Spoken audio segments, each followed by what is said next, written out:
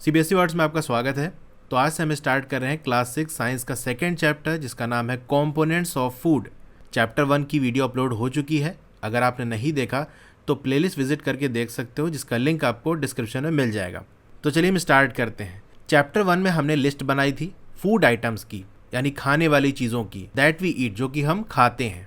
और हमने उन फूड आइटम्स को आइडेंटिफाई किया था, पहचाना था, जो इंडिया के अलग अलग पार्ट में खाए जाते हैं। जैसे पंजाब में क्या खाया जाता है, उत्तर प्रदेश में क्या खाया जाता है, तमिलनाडु के अंदर, केरल के अंदर कहाँ कहाँ पर क्या क्या चीज़ें खाई जाती हैं, वो भी हमने पहचाना था, वो भी हमने जाना था और उसे मार्क किया था मैप पे। अब आपने पिछले वाले चैप्टर में जो प्रोजेक्ट दिया है वो अगर आपने किया होगा तो आपको मालूम होगा कि इंडिया के अलग अलग हिस्सों में क्या क्या चीज़ें खाई जाती हैं। ठीक है। अ मील कुड कंसिस्ट ऑफ, अब ये जो वर्ड है मील, इसका मतलब पहले हम समझ लेते हैं। किसी टाइम खाए जाने वाले खाने को हम मील कहते हैं। जैसे सुबह का जो नाश्ता करते हो उसे मॉर्निंग मील कहा जाता है, इंग्लिश में उसे हम ब्रेकफास्ट कहते हैं। जो आपका लंच होता है उसे हम आफ्टरनून मील कहते हैं। जो डिनर होता है उसे हम इवनिंग या नाइट मील कहते हैं। ठीक है। तो किसी एक टाइम का खाना, सुबह का नाश्ता हो गया, दिन का खाना हो गया, रात का खाना हो गया, तो उसे हम मील कहते हैं। अब मील के अंदर कई तरीके के फूड आइटम्स होते हैं।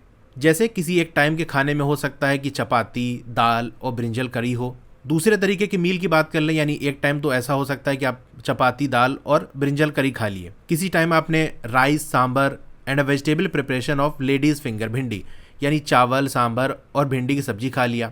अब हो सकता है आप ये ना खाते हो, क्योंकि बहुत सारी चीज़ें ऐसी होती हैं जो अलग अलग जगह पर खाई जाती हैं। जैसे सांबर मैंने कभी नहीं खाया, लेकिन बहुत सारे जगह पर ये एक टाइम के खाने में खाया जाता है। एक और तरीके की मील की हम बात कर लें तो उसमें हो सकता है अपम, फिश करी, वेजिटेबल्स, यानी हम पूरे भारत के अंदर अलग अलग हिस्सों में देखेंगे तो वहाँ पर जो मील खाया जाता है, किसी एक टाइम का खाना खाया जाता है, उसमें बहुत तरीके की खाने की चीज़ें हो सकती हैं। कुछ लोग दाल रोटी सब्जी खाते हैं, कुछ लोग अपम, फिश करी और वेजिटेबल खाते हैं, कुछ लोग सांभर, वेजिटेबल और राइस खाते हैं। ठीक है। तो अलग अलग तरीके के खाने होते हैं।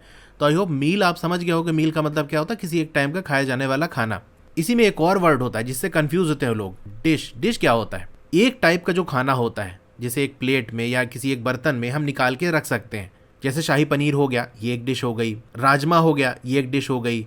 बिरयानी हो गई, ये एक डिश हो गई। तो मील के अंदर कई तरीके के डिश होते हैं।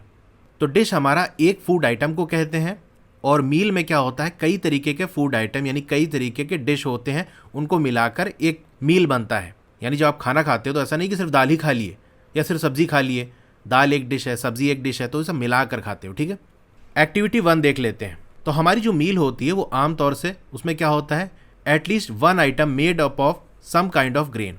तो किसी एक टाइम जब हम खाना खाते हैं तो उसमें कम से कम एक फूड आइटम ऐसा होता है जो कि ग्रेन वाला होता है, अनाज वाला होता है।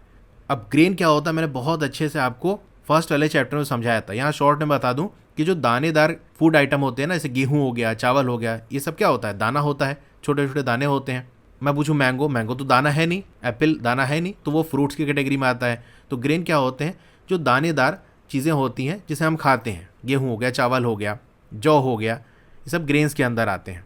तो हमारा जो मील होता है, किसी एक टाइम का जो हम खाना खाते हैं, चाहे हम नाश्ता कर रहे हो या दिन का खाना खा रहे हो या रात का खाना खा रहे हो, उसमें हमें ग्रेन ज़रूर होता है एक। तो एक मील के अंदर क्या क्या चीज़ें होती हैं, एक तो कोई ना कोई ग्रेन होगा, कोई ना कोई तरीके का अनाज होगा, गेहूँ हो गया, चावल हो गया, कुछ भी। उसके साथ साथ दाल होती है या फिर मीट वगैरह हो गया, और एक वेजिटेबल्स होती है। ये 3 चीज़ें होती हैं। इट में ऑल्सो इंक्लूड आइटम्स लाइक, तो ये तो मेन चीज़ हो गई। इसके अलावा और भी चीज़ें साथ में खा ली जाती हैं, जैसे कर्ड हो गया, दही ले लिया, बटर मिल्क जिसे हम छाछ या मट्ठा कहते हैं, पिकल्स हो गया, अचार वगैरह भी साथ में खाते हैं। तो ये एक्स्ट्रा वाली चीज़ें हैं। कुछ एग्जाम्पल आपको मील्स के दिए हुए हैं जो कि अलग अलग रीजन में खाए जाते हैं। टेबल 2.1 देखोगे तो वहाँ आपको मिल जाएगा किस स्टेट में, किस इलाके में लोग मील के अंदर क्या क्या चीज़ें खाते हैं। तो चलिए हम उस टेबल को देख लेते हैं। Table 2.1 some common meals of different regions या स्टेट। तो पंजाब की हम बात कर लें, यहाँ ग्रेन्स में जैसे मैंने बताया कि एक अनाज वाला आइटम रहता है, एक दाल वाला आइटम या मीट वाला आइटम होता है, और एक वेजिटेबल वाला होता है। तो पंजाब के अंदर जो ग्रेन होता है, जो अनाज वाला आइटम होता है, वो आमतौर से कौन सा होता है, मक्की यानी कॉर्न की जो रोटी होती है, मक्की की रोटी, वो खाई जाती है। दाल वाले आइटम में पंजाब के लोग ज़्यादातर क्या खाते हैं, ऐसा नहीं कि सभी लोग खाते हैं, लेकिन आमतौर से जो खाया जाता है उसकी बात की जा रही है। राजमा हो गया, जिसे इंग्लिश में हम किडनी बीन्स कहते हैं। वेजिटेबल्स में पंजाबी लोग क्या खाते हैं, सरसों का साग हो गया, जिसे हम इंग्लिश में मस्टर्ड लीफ करी कहते हैं। तो ये मेन चीज़ हो गई। उसके अलावा साइड में कर्ड ले लिया, घी ले लिया, इसे भी यूज़ करते हैं। आंध्र प्रदेश की हम बात कर लें, यहाँ पर जो ग्रेन खाया जाता है, अनाज वाले में जो चीज़ खाई जाती है वो कौन सी होती है? रोटी नहीं होती बल्कि चावल होती है, राइस। दाल वाला आइटम में आपका तुअर की दाल हो गई। रसम हो गया।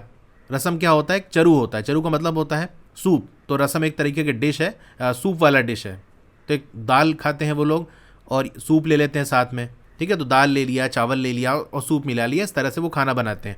वेजिटेबल भी साथ में खाते हैं, जैसे कुंदरू की सब्जी हो गई, जिसे दोंदाकाई भी कहा जाता है। और साइड में और जो आइटम्स हो गए उसमें बटर मिल्क, घी, पिकल्स या जिसे हम अवाकाई कहते हैं। तो ये 2 स्टेट का लिखा हुआ है। अब आप जिस स्टेट में रहते हो उसका आपको तो मालूम ही होगा किस तरीके की चीज़ें खाई जाती हैं, ग्रेन में क्या खाते हैं, दाल में क्या खाते हैं, वेजिटेबल में क्या खाते हैं, और इसके अलावा भी जो चीज़ें हैं वो कौन सी चीज़ खाते हैं। जैसे मैं यूपी से हूँ तो मैं अपना यूपी का बता देता हूँ आपको। तो उत्तर प्रदेश में हम लोग व्हीट रोटी यानी गेहूँ की रोटी खाते हैं, ये ग्रेन्स में हो गया। दाल में अरहर की दाल बहुत खाई जाती है, इंग्लिश में जिसे हम पिजन पी कहते हैं। वेजिटेबल्स की बात कर लें तो आलू की सब्ज़ी बहुत खाई जाती है, जिसे हम आलू करी कह सकते हैं। इसके साथ साथ और भी जो आइटम्स हो गए उसमें आपका मैंगो पिकल हो गया, आम का अचार हो गया, कर्ड यानी दही हो गई, रायता खाया जाता है साथ में, ठीक है। तो ये आइटम हो गए। इस तरह से आप और भी स्टेट का लिख सकते हो। तो वो फूड आइटम्स जो कि आपने डिपिक्ट किया था वहाँ पर मैप में दिखाया था चैप्टर 1 में, तो वहाँ से फूड आइटम्स आप उठा लो। और क्या करना है आपको? Add some more meals to this list and enter these in table 2.1। तो चैप्टर 1 के अंदर जो फूड आइटम्स आपने मैप पे दिखाए थे वो वाला भी ले लो, उसको भी आप टेबल में इंक्लूड कर लो। यानी जो 3 हमने डिस्कस किया सिर्फ उतना ही नहीं करना है बल्कि और भी आपको स्टेट का लिखना है कि वहाँ पर क्या क्या चीज़ें खाई जाती हैं। अब कभी कभी क्या होता है हमारे मील में यानी किसी टाइम के खाने में इतनी वैरायटी हमको नहीं मिल पाती कि वैसे आमतौर पर मील में क्या होता है, ग्रेन भी होता है, वेजिटेबल्स भी होती है, दाल भी होती है, लेकिन कभी कभी ये सारी चीज़ें हमको नहीं मिल पाती, इतनी वैरायटी नहीं मिल पाती। जैसे मान लो हम ट्रैवल कर रहे हैं, कहीं जा रहे हैं, तो जो मिल गया रास्ते में उसको खा लिए। तो कुछ लोगों के लिए ये पॉसिबल नहीं हो पाता, मुमकिन नहीं हो पाता कि इतनी वैरायटी आइटम्स की वो खाएं मोस्ट ऑफ द टाइम। यानी मान लो आप सफ़र कर रहे हो, कहीं जा रहे हो, तो उस केस में आपको मील के अंदर सारी चीज़ें नहीं मिल पाती। जैसे मैं अपना ही बताऊं, जब मेरे कॉलेज का टाइम था तो वहाँ पर टिफ़िन में मैं सब्ज़ी रोटी ले जाता था और दिन का वही खाना हो जाता था। उस समय मुझे दाल नहीं मिल पाती थी। वहीं रात में जब आता था तो मुझे पूरा आइटम मिल जाता था, दाल भी मिल जाती थी, चावल भी मिल जाता था। अब इस बात के पीछे कोई रीज़न होगा कि हमारे मील के अंदर इस तरह से डिस्ट्रीब्यूशन क्यों होता है, यानी क्यों हम अपने खाने के अंदर हम अलग अलग तरह की चीज़ें खाते हैं, कि हम ग्रेन्स भी खा रहे हैं, दाल भी खा रहे हैं, वेजिटेबल्स भी खा रहे हैं। ऐसा क्यों है? ये डिस्ट्रीब्यूशन क्यों है? वही एक ही तरह की चीज़ खा लेते हैं, भाई दाल ही पी लेते हैं, पेट भर जाता। ये अलग अलग आइटम्स हमारे मील के अंदर, हमारे खाने के अंदर क्यों होते हैं? क्या आप ये सोचते हो कि हमारी जो बॉडी है उसको अलग अलग तरीके के फूड की ज़रूरत होती है ताकि वो स्पेशल टाइप का काम कर सके? जैसे आपने सुना होगा ना, बादाम खाओ उससे दिमाग तेज़ होता है। तो ये क्यों कहा जाता है? मिल्क पियो, दूध पियोगे ताकत आएगी। इसका मतलब सिर्फ खाना ही इंपॉर्टेंट नहीं है कि किसी तरह से पेट भर लिया जाए। कौन सी चीज़ आप खा रहे हो, क्या चीज़ खाओगे तो उससे आपको क्या बेनिफिट मिलेगा। यानी सारे खाने एक तरीके से नहीं होते कि बस पेट भर जाए और ताकत आ जाए। हर फूड के अंदर कुछ ऐसी चीज़ें होंगी जो आपकी बॉडी की कुछ ज़रूरत को पूरा कर रही होंगी। बॉडी को वो चीज़ें चाहिए तो वो खाने के साथ मिल जाएंगी। तो ये सारी जो बातें हैं इसका एक्सप्लेनेशन हम अगले वाले टॉपिक में देखेंगे कि फूड के अंदर ऐसी क्या चीज़ें होती हैं जो हम अलग अलग तरीके के फूड खाते हैं, कि एक फूड में ये चीज़ मिलेगी, दूसरे में ये चीज़ मिलेगी, तीसरे में ये चीज़ मिलेगी, ताकि वो सारी चीज़ें जो हमारी बॉडी की ज़रूरत है वो अलग अलग फूड खा के पूरी हो सकें। 2.1 what do different food items contain. जो अलग अलग फूड आइटम्स हैं, खाने की चीज़ें हैं, उनके अंदर क्या होता है। हम जानते हैं एक जो डिश होती है ना वो कैसे बनती है, एक या एक से ज़्यादा इंग्रेडिएंट्स को मिलाकर बनती है। जैसे हम खीर की बात कर लें तो खीर क्या है? एक डिश है। इसको बनाने के लिए कौन कौन से इंग्रेडिएंट्स की ज़रूरत पड़ेगी? आपको मिल्क की, शुगर की और राइस की ज़रूरत पड़ेगी, तब जाके खीर बनेगी। और ये इंग्रेडिएंट्स हमको मिलते कहाँ से हैं? या तो प्लांट से मिलेंगे या तो एनिमल से मिलेंगे। ये सारी चीज़ें हमने फर्स्ट चैप्टर में देख लिया था। These ingredients contain some components that are needed by our body. अब ये जो आपके इंग्रेडिएंट्स होते हैं इनके अंदर भी कुछ कंपोनेंट्स होते हैं। कंपोनेंट का मतलब आपका पार्ट्स होते हैं, ठीक है। इसके भी कुछ फर्दर पार्ट्स होते हैं, यानी ये जो इंग्रेडिएंट्स है वो भी किसी चीज़ों से मिलकर बना हुआ है। ऐसे समझो जो हमारा डिश होती है ना वो कैसे बनती है? इंग्रेडिएंट्स से बनती है। इंग्रेडिएंट्स को हमने मिलाया, पकाया और वो डिश बन गई। लेकिन अगर मैं पूछूं इंग्रेडिएंट्स के अंदर क्या होता है, तो इसके अंदर भी फर्दर कंपोनेंट्स होते हैं। जैसे मैंने आपको खीर का एग्जाम्पल लेके बताया कि खीर कैसे बनती है। इसमें आपके 3 इंग्रेडिएंट्स होते हैं, एक आपका मिल्क हो गया, दूसरा शुगर हो गया, तीसरा राइस हो गया। अब मैं पूछूं बताओ मिल्क के अंदर क्या होता है? खीर तो मिल्क, शुगर, राइस से मिलकर बनती है, तो मिल्क, शुगर, राइस खीर के इंग्रेडिएंट्स हो गए। लेकिन मिल्क किससे बना हुआ है? तो मिल्क के अंदर जो चीज़ें होंगी वो क्या कहलाएंगी? मिल्क के कंपोनेंट्स। इसी तरह मैं पूछूं शुगर के अंदर क्या होता है, शुगर कैसे बनी होती है, तो शुगर जिन चीज़ों से मिलकर बनी है वो शुगर के कंपोनेंट कहलाए। इसी तरह से राइस क्या कैसे बना होता है, किन चीज़ों से मिलकर बना होता है राइस, क्या होता है राइस के अंदर, तो जो भी चीज़ें राइस के अंदर होती हैं, चावल के अंदर होती हैं, वो कहलाती हैं राइस के कंपोनेंट्स। और जो हमारा इंग्रेडिएंट्स होता है ना, किसी डिश को बनाने के लिए जो इंग्रेडिएंट्स है उसको तो हम अपने हिसाब से डालते हैं, कम ज़्यादा कर सकते हैं। भाई हमको ज़्यादा मीठा चाहिए तो ज़्यादा शुगर कर दिया, राइस को हम कम ज़्यादा कर सकते हैं, ठीक है, क्योंकि हम बना रहे हैं। लेकिन जो कंपोनेंट्स हैं उसको हम नहीं ऐड करते, वो ऑलरेडी प्रेजेंट होते हैं।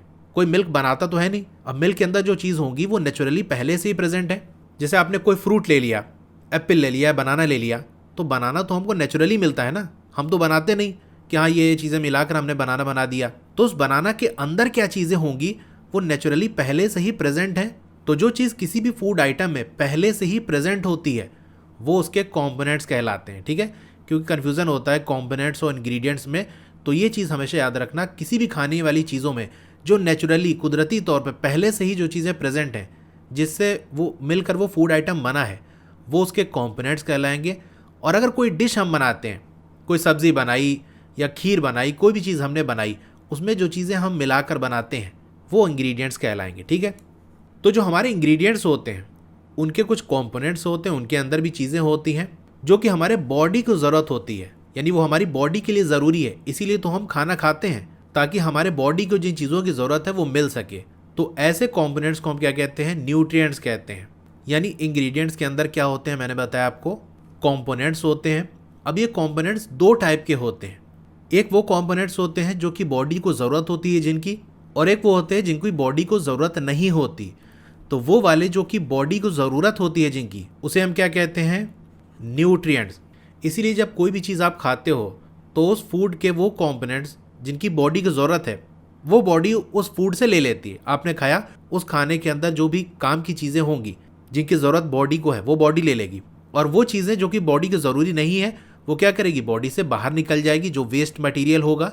इसका मतलब जो भी फूड आपने खाया तो उसमें दो चीज़ें थी, एक वो जिनकी बॉडी की ज़रूरत थी बॉडी ने ले ली, और एक वो जिनकी बॉडी की ज़रूरत नहीं थी बॉडी ने उसे बाहर निकाल दिया। तो फूड के वो कंपोनेंट या कह सकते हो इंग्रेडिएंट्स के वो कंपोनेंट जिनकी बॉडी को ज़रूरत होती है वो हमारे क्या कहलाते हैं, न्यूट्रिएंट्स कहलाते हैं। अगर मेजर न्यूट्रिएंट्स की बात करें, जो मेन हमारे हैं जो कि फूड के अंदर प्रेजेंट होते हैं, वो आपके कार्बोहाइड्रेट्स हो गए, प्रोटीन्स हो गए, फैट्स हो गए, वाइटामिन्स हो गए और मिनरल्स हो गए, ये 5 हो गए। इसके अलावा फूड के अंदर और भी कंपोनेंट्स होते हैं, जैसे हमारा डाइटरी फाइबर हो गया और वाटर हो गया। इनकी भी ज़रूरत बॉडी की होती है, लेकिन ये मेजर नहीं है। अगर आपसे पूछा जाए कि मेजर न्यूट्रिएंट्स बताओ तो आप यही बताओगे, ठीक है, ये जो हमने 5 डिस्कस किए। अब सवाल ये उठता है कि जो भी फूड है क्या उसके अंदर ये सारे न्यूट्रिएंट्स होते हैं, कार्बोहाइड्रेट भी, मिनरल भी, फैट भी, प्रोटीन भी, ये सारी चीज़ें होती हैं? तो एक सिंपल सा मेथड है, एक टेस्ट करेंगे, कोई भी आपका फूड आइटम हो, चाहे वो पका हुआ हो या फिर रॉ इंग्रेडिएंट यानी कच्चा हो। जैसे आलू की सब्ज़ी आपने बना ली तो ये कुक्ड के अंदर आ जाएगा। रॉ की बात करें तो कच्चा आलू आपने ले लिया, तो चाहे कच्ची आलू ले लो या पकी हुई आलू की सब्ज़ी ले लो, इसी तरह से कोई भी खाना आप लो, कच्चा या पका हुआ, उसमें हम टेस्ट करके पता कर सकते हैं कि इसके अंदर कौन से न्यूट्रिएंट्स प्रेजेंट हैं। तो टेस्ट करके हम बता सकते हैं कि एक या एक से ज़्यादा न्यूट्रिएंट्स इसके अंदर प्रेजेंट हैं या नहीं है। अब वो टेस्ट जो ये बताता है कि किसी भी फूड आइटम के अंदर कार्बोहाइड्रेट है या नहीं, प्रोटीन और फैट है या नहीं, ये सिंपल मेथड होता है। यानी आप बहुत आसानी से बता सकते हो किसी भी फूड आइटम के अंदर कि कार्बोहाइड्रेट्स, प्रोटीन या फैट है या नहीं, और वो भी हम सीखेंगे कैसे पता करते हैं। इसके अलावा के जो न्यूट्रिएंट्स हैं उनको टेस्ट करना थोड़ा सा मुश्किल है, ठीक है।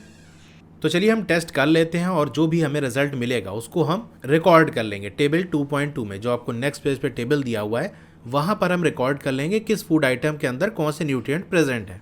अब इस टेस्ट को करने के लिए आपको कुछ चीज़ों की ज़रूरत पड़ेगी, जैसे आपका सोल्यूशन ऑफ आयोडीन हो गया, कॉपर सल्फेट हो गया और कॉस्टिक सोडा हो गया। आपको कुछ टेस्ट ट्यूब की ज़रूरत भी पड़ेगी और एक ड्रॉपर की भी ज़रूरत पड़ेगी।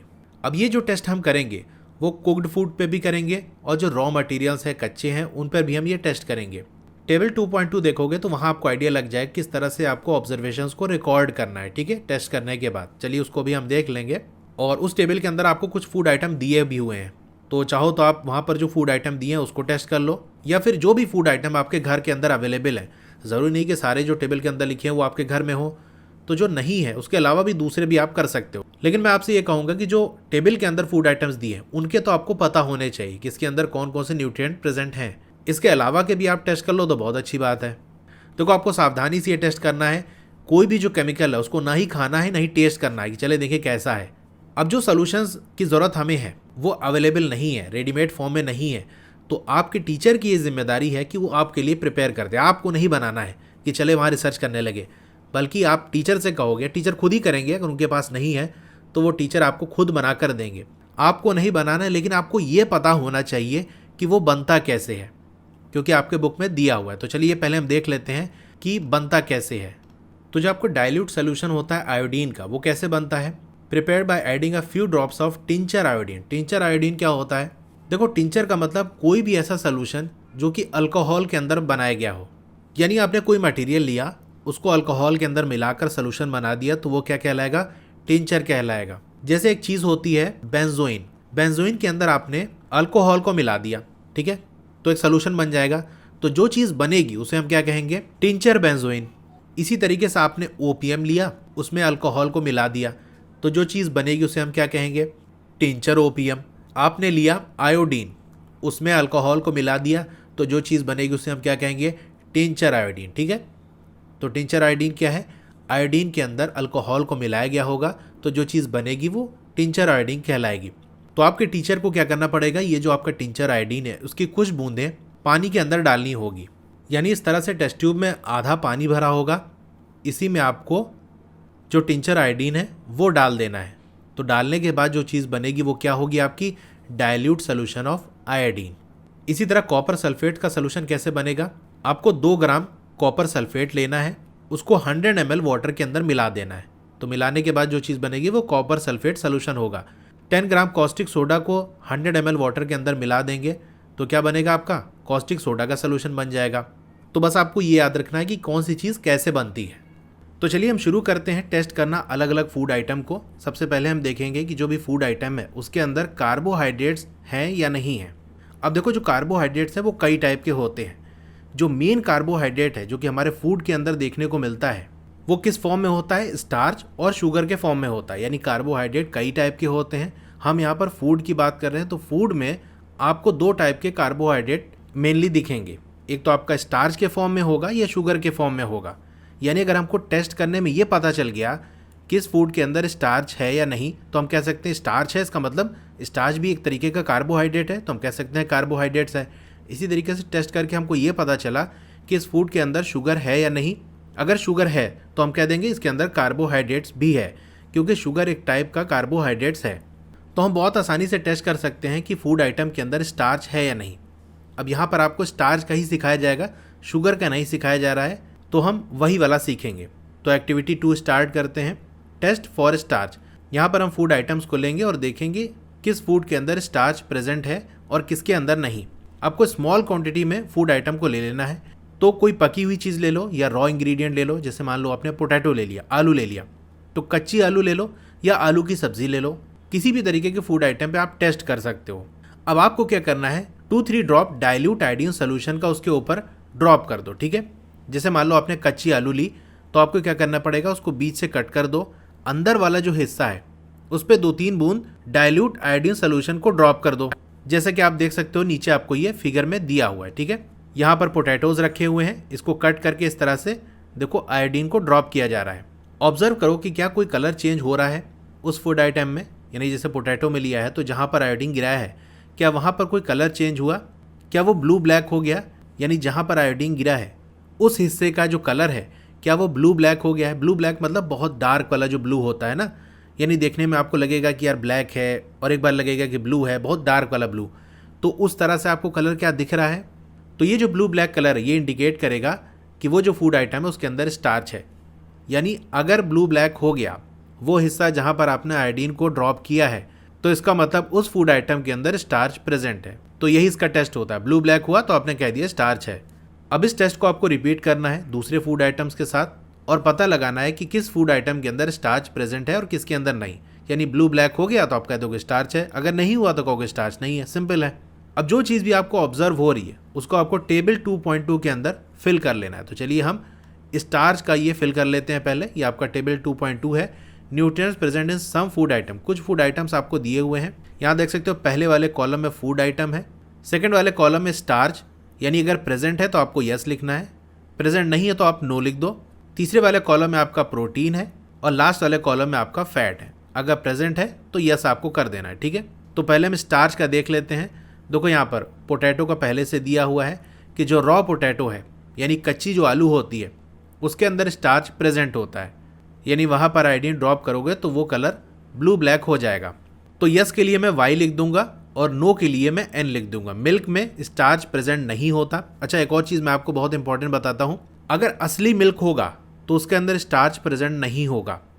यानी अगर आयोडीन टेस्ट करोगे, आपने मिल्क लिया, थोड़ा सा उसमें आयोडीन की 2-3 बूंद गिरा दी, अगर मिल्क का कलर ब्लू ब्लैक हो गया इसका मतलब उसके अंदर स्टार्च प्रेजेंट है।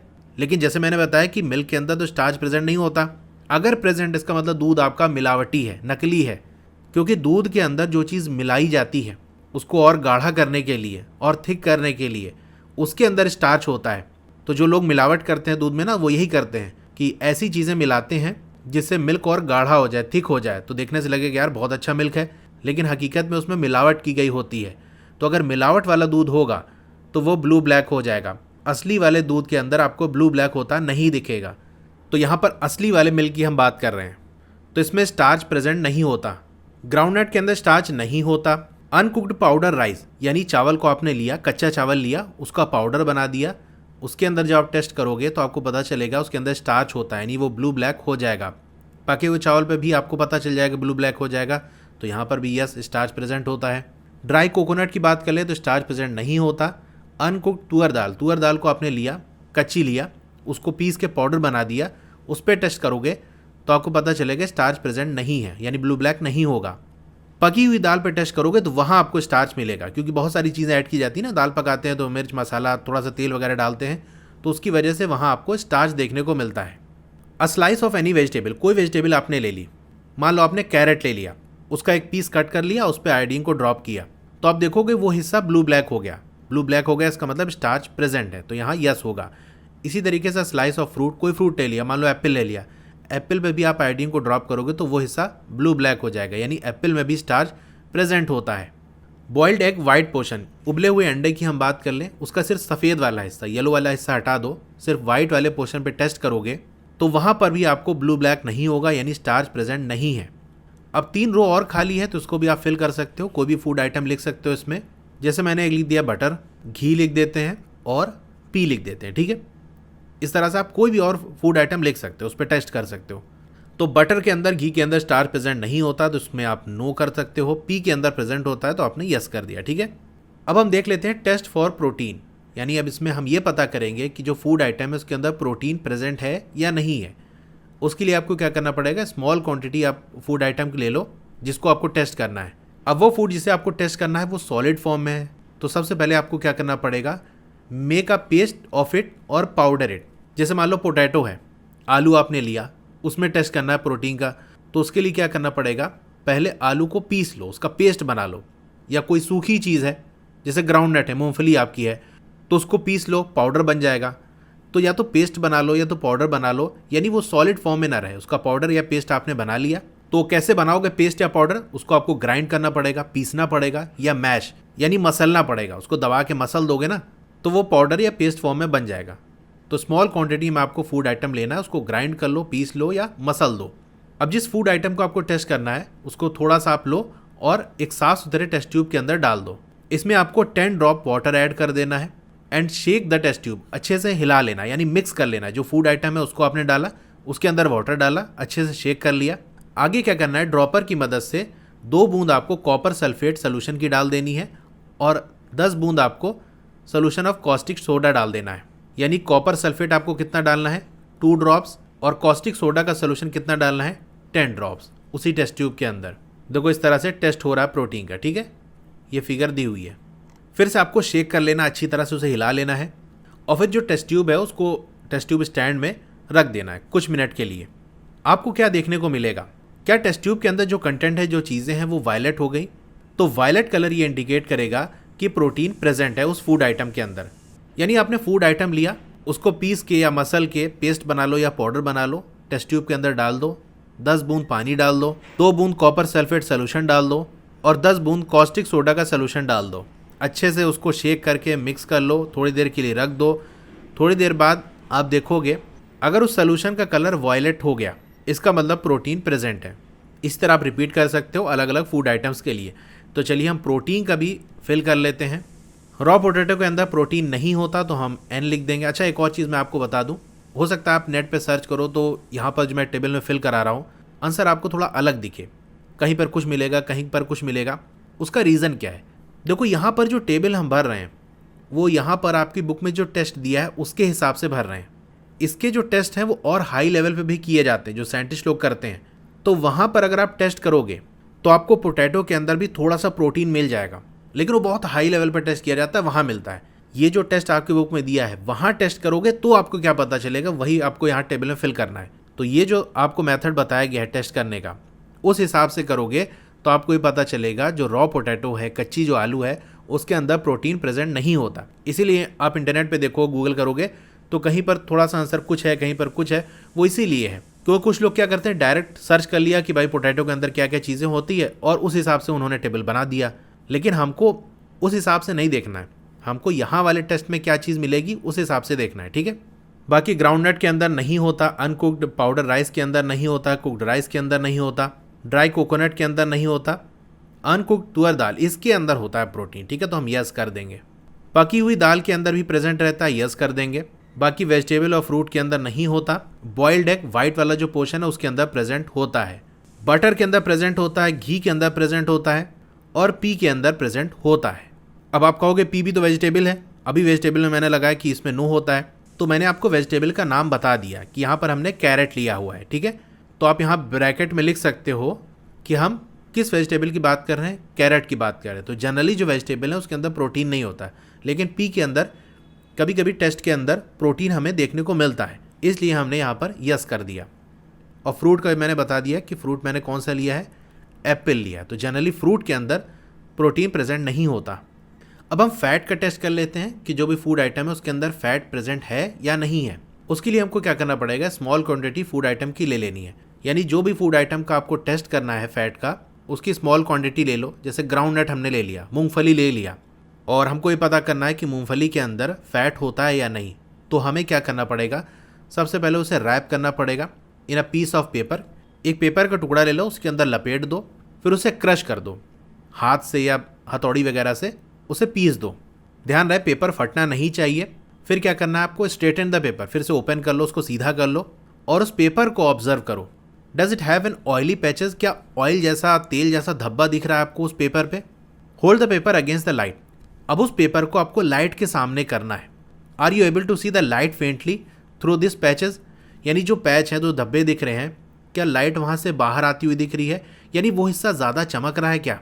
अगर ऐसा हो रहा है इसका मतलब उसके अंदर फैट प्रेजेंट है। तो हम ग्राउंड नट का टेस्ट किए, इसका मतलब ग्राउंड नट के अंदर, मूंगफली के अंदर फैट प्रेजेंट होता है। तो जो ऑयली पैच है यानी तेल जैसा धब्बा है पेपर पे, वो ये शो कर रहा है कि उस फूड आइटम के अंदर फैट प्रेजेंट है। अब जो फूड आइटम है उसमें ऐसा हो सकता है उसके अंदर थोड़ा सा पानी हो, तो पानी की वजह से भी पेपर गीला हो सकता है, निशान बन सकता है पेपर पे। तो हमें कैसे पता चलेगा कि वो निशान और या जो धब्बा है वो तेल का है, ऑयल का है या वाटर का है। उसके लिए हम क्या करते हैं, therefore after you have rubbed an item on paper, तो जैसे कि भी हमने ऊपर देखा मूंगफली केस में, हमने क्या किया, पेपर में लपेट के उसे क्रश कर दिया, पीस दिया। तो चाहे क्रश कर सकते हो या पेपर पे रब कर सकते हो, रगड़ सकते हो। तो रगड़ने से भी पेपर पे निशान बन जाता है। तो रब करने के बाद या क्रश करने के बाद let the paper dry for a while, थोड़ी देर के लिए पेपर को सूखने के लिए रख दो। क्योंकि अगर वाटर होगा ना तो सूखने के बाद वो पानी हट जाएगा, चला जाएगा। लेकिन अगर उसमें फैट होगा, ऑयल होगा, तो सूखने के बाद ऑयल वहाँ से नहीं हटता, वो निशान वैसे ही रह जाता है। तो आपने एक बार सुखा दिया ना, तो अगर पानी होगा तो चला जाएगा और ऑयल होगा तो वो नहीं जाएगा, उसका निशान रहेगा। If there were any water that may have come from the food, अगर फूड में कोई वाटर है वो निकल के पेपर पे लग गया तो वो सूखने के बाद वहाँ से चला जाएगा। अगर सूखने के बाद कोई भी ऑयली पैचेस, तेल जैसा धब्बा नहीं दिख रहा है, इसका मतलब जो फूड आइटम है उसके अंदर फैट नहीं है। यानी धब्बा दिखा तो आपने कह दिया फैट प्रेजेंट है, अगर नहीं दिखा तो आपने कहा फैट प्रेजेंट नहीं है। तो फैट वाला टेबल भी हम कंप्लीट कर लेते हैं। रॉ पोटैटो की बात कर लें, इसके अंदर फैट प्रेजेंट नहीं होता। मिल्क के अंदर फैट प्रेजेंट होता है। ग्राउंडनट का तो दिया हुआ इसके अंदर प्रेजेंट होता है। पाउडर राइस के अंदर नहीं, कुक्ड राइस के अंदर नहीं, ड्राई कोकोनट के अंदर प्रेजेंट होता है फैट। देखो जितनी तेल वाली चीज़ें होती हैं ना उसके अंदर आपको फैट देखने को मिलेगा। कोकोनट ऑयल होता है ना, उसके अंदर तेल निकलता है, तो इसके अंदर फैट प्रेजेंट होता है। आप कहोगे उसको तो सुखा दिया गया है, सुखाने के बाद भी उसके अंदर कुछ फैट रह जाता है, ठीक है। पाउडर तुअर दाल के अंदर नहीं होता, पकी हुई दाल के अंदर भी नहीं होता, वेजिटेबल में भी नहीं होता, फ्रूट्स के अंदर भी नहीं होता।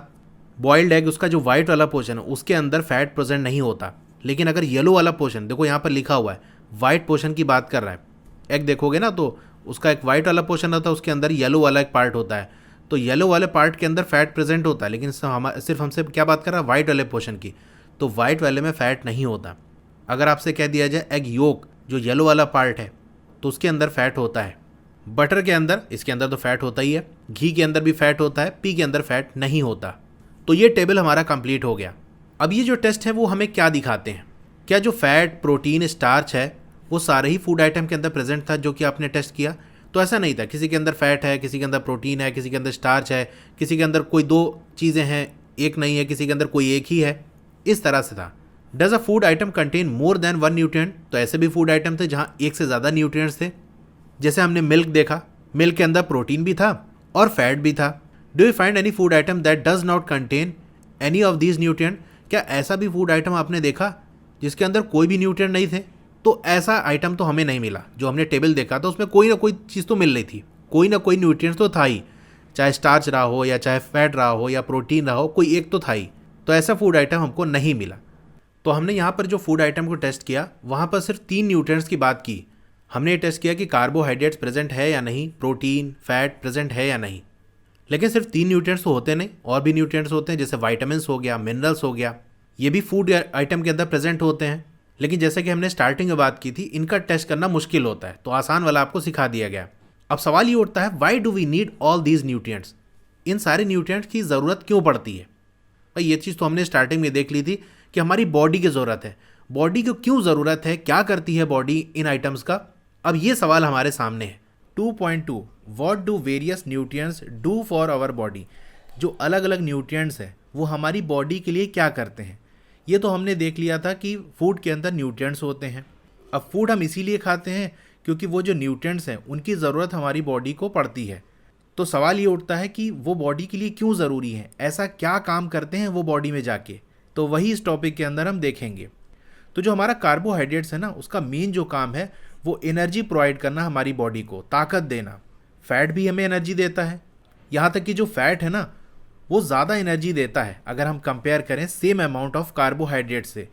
यानी ऐसे समझो, 1 कटोरी हमने फैट लिया और 1 कटोरी कार्बोहाइड्रेट्स लिया, दोनों बराबर बराबर हैं, तो फैट से हमें ज़्यादा एनर्जी मिलेगी और कार्बोहाइड्रेट से हमें थोड़ी कम मिलेगी। Foods containing fats and carbohydrates are also called energy giving foods, क्योंकि हमें कार्बोहाइड्रेट से और फैट से एनर्जी मिलती है, इसीलिए वो फूड जिनके अंदर फैट्स होता है, जिनके अंदर कार्बोहाइड्रेट्स होता है, उन्हें हम क्या कहते हैं? Energy giving foods. यानी एक ऐसे फूड हैं जिससे हमें एनर्जी मिलती है, एनर्जी देते हैं ये।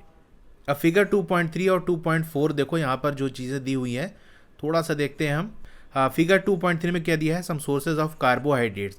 ऊपर आपको कुछ फूड के फिगर बनी हुई है, उनका नाम भी लिखा हुआ है। ये ऐसे फूड हैं जिनके अंदर कार्बोहाइड्रेट्स होता है। तो वो कौन कौन से हैं, ये नाम आपको याद होने चाहिए, इंपॉर्टेंट है। स्वीट पोटैटो हो गया, जिसे हम शकरकंद कहते हैं, पोटैटो हो गया, शुगर केन हो गया, पपाया हो गया यानी पपीता, जो मेलन हो गया, खरबूजा, मैंगो, मेज़ जिसे हम भुट्टा या मक्का कहते हैं, बाजरा हो गया, राइस हो गया, वीट हो गया। ये सब कैसे फूड हैं जिनके अंदर कार्बोहाइड्रेट्स अच्छी खासी अमाउंट में होता है। इसी तरीके से 2.4 की हम बात कर लें तो यहाँ पर क्या है? Some sources of fat. ये वो फूड हैं जिनके अंदर फैट होता है। ए वाले के अंदर आपको प्लांट सोर्सेज दिए हुए हैं, यानी ऐसे फूड जो कि प्लांट से मिलते हैं, और बी में आपको एनिमल सोर्सेज दिए हैं, यानी ऐसे फूड हैं ये जो एनिमल से हमें मिलते हैं। तो पहले ए वाला प्लांट वाला हम देख लेते हैं। जैसे आपका ग्राउंड नट्स हो गया, इसका हमने देखो एक्सपेरिमेंट भी किया था। नट्स हो गए जिसके अंदर आपका बादाम हो गया, या और भी जो नट्स हैं हमारे, तिल हो गया, तिल का तेल निकाला जाता है। और देखो जितने भी हमारे ऑयल्स होते हैं उनके अंदर फैट होता है। सनफ्लावर ऑयल हो गया, मस्टर्ड ऑयल हो गया, कोकोनट ऑयल हो गया, सोयाबीन ऑयल हो गया, इन सब के अंदर फैट होता है। इसी तरह बी वाले की बात कर लें तो हमारा मीट हो गया, ये एनिमल से हमें मिलता है। अब मीट कई टाइप के, जैसे मटन हो गया, चिकन हो गया, इनके अंदर क्या होता है? फैट हो गया। फिश हो गई, इसके अंदर भी फैट होता है। घी हो गया, मिल्क हो गया, बटर हो गया, क्रीम हो गया, ये सब हमें कहाँ से मिलता है? एनिमल से मिलता है और इनके अंदर फैट होता है। अब प्रोटीन्स का क्या काम है, ये क्या करते हैं बॉडी के साथ, are needed for the growth and repair of our body. हमारी बॉडी की ग्रोथ के लिए, जो हमारी हाइट वगैरह बढ़ती है, हमारी जो मसल्स वगैरह बढ़ती है, ये सब काम कौन करता है, प्रोटीन करता है। अगर प्रोटीन हम कम लेंगे, ऐसे फूड खाएंगे हम, यानी ऐसे फूड ना खाएंगे जिनके अंदर प्रोटीन होता है, तो प्रोटीन की कमी हो जाएगी, जिसकी वजह से हाइट बढ़ने में प्रॉब्लम आएगी, या बहुत पतले दुबले रहेंगे, ताकत नहीं है। तो बॉडी को जो ग्रो कराने वाली चीज़ है वो कौन सी है, प्रोटीन है। तो ग्रोथ हो गया। रिपेयर का मतलब क्या है, जैसे देखो आपकी चोट वगैरह लग जाती है ना, जैसे मान लो थोड़ी सी चोट लग गई, अगर उसमें आप दवा ना लगाओ तो भी कुछ टाइम के बाद वो अपने आप ठीक हो जाता है, और काफ़ी टाइम के बाद देखो तो हो सकता है निशान वगैरह भी नहीं रहे। तो ये सारा काम कौन कर रहा है, प्रोटीन कर रहा है। अगर प्रोटीन अच्छे खासे अमाउंट में होगा तो जो भी डैमेज हो रहा है हमारी बॉडी में, कोई चोट वगैरह लग रही है, एक चोट वो है जो हमारी बाहर लगती है, और एक वो है जो बॉडी के अंदर चीज़ें हो रही होती है, वहाँ पर भी चीज़ें टूट फूट रही होती हैं, उनकी भी रिपेयरमेंट की ज़रूरत होती है, जो कि आप हायर क्लासेस में पढ़ोगे आगे। अभी आप सिंपल एग्जाम्पल जैसे समझ सकते हो, जैसे मान लो थोड़ी सी चोट लग गई आपकी, तो उसको रिपेयर करने का काम किसका होता है, प्रोटीन का होता है। तो यहाँ फिगर 2.5 आप देख सकते हो, सम सोर्सेज ऑफ प्रोटीन। ये कुछ फूड है जिनसे हमें प्रोटीन मिलता है। ए में आपको प्लांट सोर्स दिए हैं और बी में एनिमल सोर्सेज दिए हुए हैं। तो प्लांट से कैसे मिलते हैं, जो हमारा ग्राम होता है, चना, इसके अंदर प्रोटीन होता है, मूंग के अंदर, तुअर दाल के अंदर, बीन्स हो गया जैसे राजमा वगैरह हो गया उसके अंदर होता है, सोया बीन्स हो गया, पीज यानी जो मटर हो गई, ये वो सारी चीज़ें हैं जिनके अंदर प्रोटीन होता है। और ये हमें कहाँ से मिलते हैं, प्लांट से मिलते हैं। अब वो प्रोटीन जो हमें एनिमल से मिलते हैं वो आपका मीट हो गया, फिश हो गया, मिल्क हो गया, पनीर हो गया, एग हो गया। खासतौर से जो एग का वाइट वाला पोर्शन है उसके अंदर प्रोटीन होता है। जो बॉडी बिल्डिंग वगैरह करते हैं ना, तो जैसे मैंने बताया बॉडी की ग्रोथ के लिए मसल्स ग्रो होती है ना, बॉडी बनती है, तो उन्हें प्रोटीन की ज़रूरत पड़ती है। तो वो लोग क्या करते हैं, जो एग होता है ना उसका वाइट वाला पोर्शन खाते हैं, क्योंकि उससे उनको प्रोटीन मिलता है। अब ऐसे फूड जिनके अंदर प्रोटीन होता है उसे हम क्या कहते हैं, बॉडी बिल्डिंग फूड्स, यानी ये बॉडी को बिल्ड करने वाले फूड्स हैं। अब वाइटामिन की बात कर लें तो ये क्या करते हैं, help in protecting our body against diseases. Vitamin का काम है बीमारियों से हमारी बॉडी को बचाना। एक काम तो ये हो गया बीमारियों से बचाना, और क्या काम है, वाइटामिन मदद करते हैं हमारी बॉडी की इस तरह से कि जो हमारी आइज़ है, हमारी बोन्स है, टीथ है, गम है, उनको हेल्दी रखते हैं। हमारी आँखें, हमारी हड्डियाँ, हमारा दांत हो गया, जो मसूड़े हैं वो सही रहें, वो हेल्दी रहें, उनमें कोई प्रॉब्लम ना आए। तो ये सारा काम किसका होता है, वाइटामिन का होता है। अब जो वाइटामिन हैं वो बहुत टाइप के होते हैं। जैसे हम फ्रूट्स की बात करते हैं ना, तो फ्रूट कई टाइप के हैं, उसी तरह से वाइटामिन भी अलग अलग टाइप के हैं जिन्हें हम अलग अलग नाम से जानते हैं। कुछ वाइटामिन जैसे आपका विटामिन ए हो गया, विटामिन सी हो गया, vitamin D, vitamin E and vitamin K, ये नाम इंपॉर्टेंट है, याद रखना। There is also a group of vitamin. तो ये हो गए एक एक ठो विटामिन। इसके अलावा कुछ एक विटामिन का ग्रुप होता है, उसका नाम हमने क्या रखा है, विटामिन बी कॉम्प्लेक्स। तो विटामिन ए ये एक चीज़ हो गई, विटामिन सी एक चीज़ हो गई, विटामिन डी, ई, के, इस तरह से ये सारी एक एक चीज़ें हैं। लेकिन जब हम बात करते हैं विटामिन बी कॉम्प्लेक्स या सिंपल विटामिन बी कहते हैं, तो वो किसी एक विटामिन का नाम नहीं है। विटामिन बी कॉम्प्लेक्स के अंदर कई सारे विटामिन होते हैं, जैसे विटामिन B1, B2 इस तरह से करके नाम होता है, ठीक है।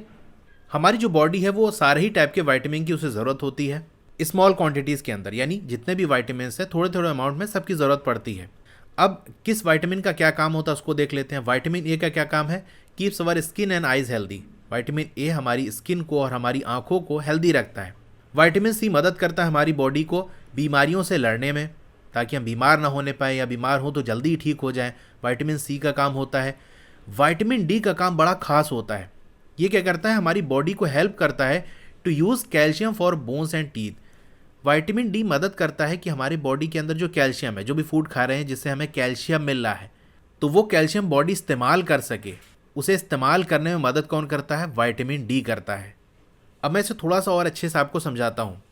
बहुत से लोग डॉक्टर के पास जाते हैं और कहते हैं हमारी हड्डियाँ बहुत कमज़ोर हैं, हाथ पैर में दर्द हो रहा है, उनके टीथ में कोई प्रॉब्लम होती है, तो डॉक्टर उनसे कहता है कैल्शियम वाली चीज़ें खाओ। जैसे कहेगा दूध पियो, एग खाओ, या इस तरह की और भी चीज़ें जिनके अंदर कैल्शियम होता है। और ज़्यादा अगर प्रॉब्लम होती है तो दवाएं भी देते हैं जिनके अंदर कैल्शियम होता है। तो दवा दे दी और क्या क्या चीज़ें खाना है बता दिया। अब कुछ दिन वो बंदा खाया, दवा भी खाई उसने, दूध भी पिया, लेकिन उसकी प्रॉब्लम दूर नहीं हुई। फिर से जाकर डॉक्टर से कहता है डॉक्टर साहब हमें कोई फ़ायदा नहीं हो रहा है। तो फिर डॉक्टर साहब समझ जाते हैं कि इसको कैल्शियम की कमी नहीं है, क्योंकि जो हड्डी का कमज़ोर होना, हड्डियों में जो दिक्कत होती है या दांतों में जो दिक्कत होती है वो कैल्शियम की कमी की वजह से होती है। इसीलिए डॉक्टर साहब ने उसे कैल्शियम वाली चीज़ें बता दी कि खा लो, ताकि ये कमी दूर हो जाए और प्रॉब्लम दूर हो जाए। लेकिन प्रॉब्लम दूर नहीं हुई कैल्शियम लेने के बाद भी, तो डॉक्टर साहब फिर समझ जाएंगे कि इसको कैल्शियम नहीं बल्कि विटामिन डी की कमी है, क्योंकि कैल्शियम इसकी बॉडी में है तो, लेकिन बॉडी इस्तेमाल नहीं कर पा रही है। एग्जाम्पल जैसे समझो कि मैं आपको सिम कार्ड दे दूँ। अब खाली सिम कार्ड आपके किस काम का? सिम कार्ड का फ़ायदा तब होगा जब किसी डिवाइस में लगाओगे, खासतौर जैसे मोबाइल में लगाओगे, तभी उससे कुछ काम कर पाओगे। ऐसे खाली सिम कार्ड लेके कान में लगा के थोड़ी ना किसी से बात कर पाओगे। ये खाली सिम कार्ड ऐसे हाथ में लेके इंटरनेट नहीं चला पाओगे। उसी तरह से कैल्शियम बॉडी के अंदर होता है, लेकिन वो बॉडी इस्तेमाल नहीं कर पाती। इस्तेमाल करने के लिए विटामिन डी की ज़रूरत पड़ती है। जैसे सिम का इस्तेमाल के लिए हमें मोबाइल की ज़रूरत पड़ती है। विटामिन डी अच्छे अमाउंट में होगा तो जो कैल्शियम है वो बॉडी यूज़ कर पाएगी। ठीक है, अब नीचे आपको कुछ फूड दिए हुए हैं जो कि रिच हैं अलग अलग वाइटामिन में, यानी उनके अंदर अच्छे खासे अमाउंट में वाइटामिन होते हैं। तो आपको फिगर 2.6 से लेकर 2.9 तक उन्हीं की बात की गई है। तो चलिए थोड़ा सा हम देख लेते हैं। 2.6 में देख सकते हो some sources of vitamin A. ये वो कुछ फूड हैं जिनके अंदर आपको विटामिन ए मिलेगा। तो मिल्क हो गया आपका, फिश ऑयल हो गया, ये आपका मैंगो हो गया, कैरेट हो गया। और ये क्या चीज़ बनी है देख के नहीं समझ में आ रहा है, क्योंकि फ़ोटो भी इतनी क्लियर नहीं है और लिखा भी नहीं है, तो इसको हम छोड़ देते हैं। ये चार इतने याद रखना आपके लिए काफ़ी है। ठीक है, मिल्क, फिश ऑयल, मैंगो और कैरेट। इसी तरह फिगर 2.7 में देखो, ये कुछ सोर्सेज हैं विटामिन बी के, लीवर के अंदर होता है। जो लोग नॉन वेजिटेरियन होते हैं, मीट वगैरह खाते हैं, तो वो लीवर खा सकते हैं अगर उनके अंदर विटामिन बी की कमी हो। और ये आपका वीट हो गया गेहूं, और ये राइस आपका चावल हो गया, इसके अंदर विटामिन बी होता है। ठीक है, वीट, राइस और लीवर। ठीक है, विटामिन सी किसके अंदर होता है? देखो ऑरेंज हमारे जो संतरा हो गया, टोमेटो हो गया, टमाटर हमारा, गुआवा हो गया, अमरूद, लेमन हो गया, आंवला हो गया, इन सब के अंदर क्या होता है? विटामिन सी होता है। विटामिन डी की बात कर लें तो देखो ये आपका फिश हो गया, एग हो गया, बटर हो गया, ये लीवर हो गया, मिल्क हो गया, इन सब के अंदर क्या होता है? विटामिन डी होता है। Our body also prepares vitamin D in the presence of sunlight. हमारी जो बॉडी है ना, वो सनलाइट के प्रेजेंस में विटामिन डी बनाती है। यानी आप धूप में जाओगे ना तो आपकी बॉडी विटामिन डी बनाने लगेगी। इसीलिए कहा जाता है कि सर्दियों में धूप में बैठा करो।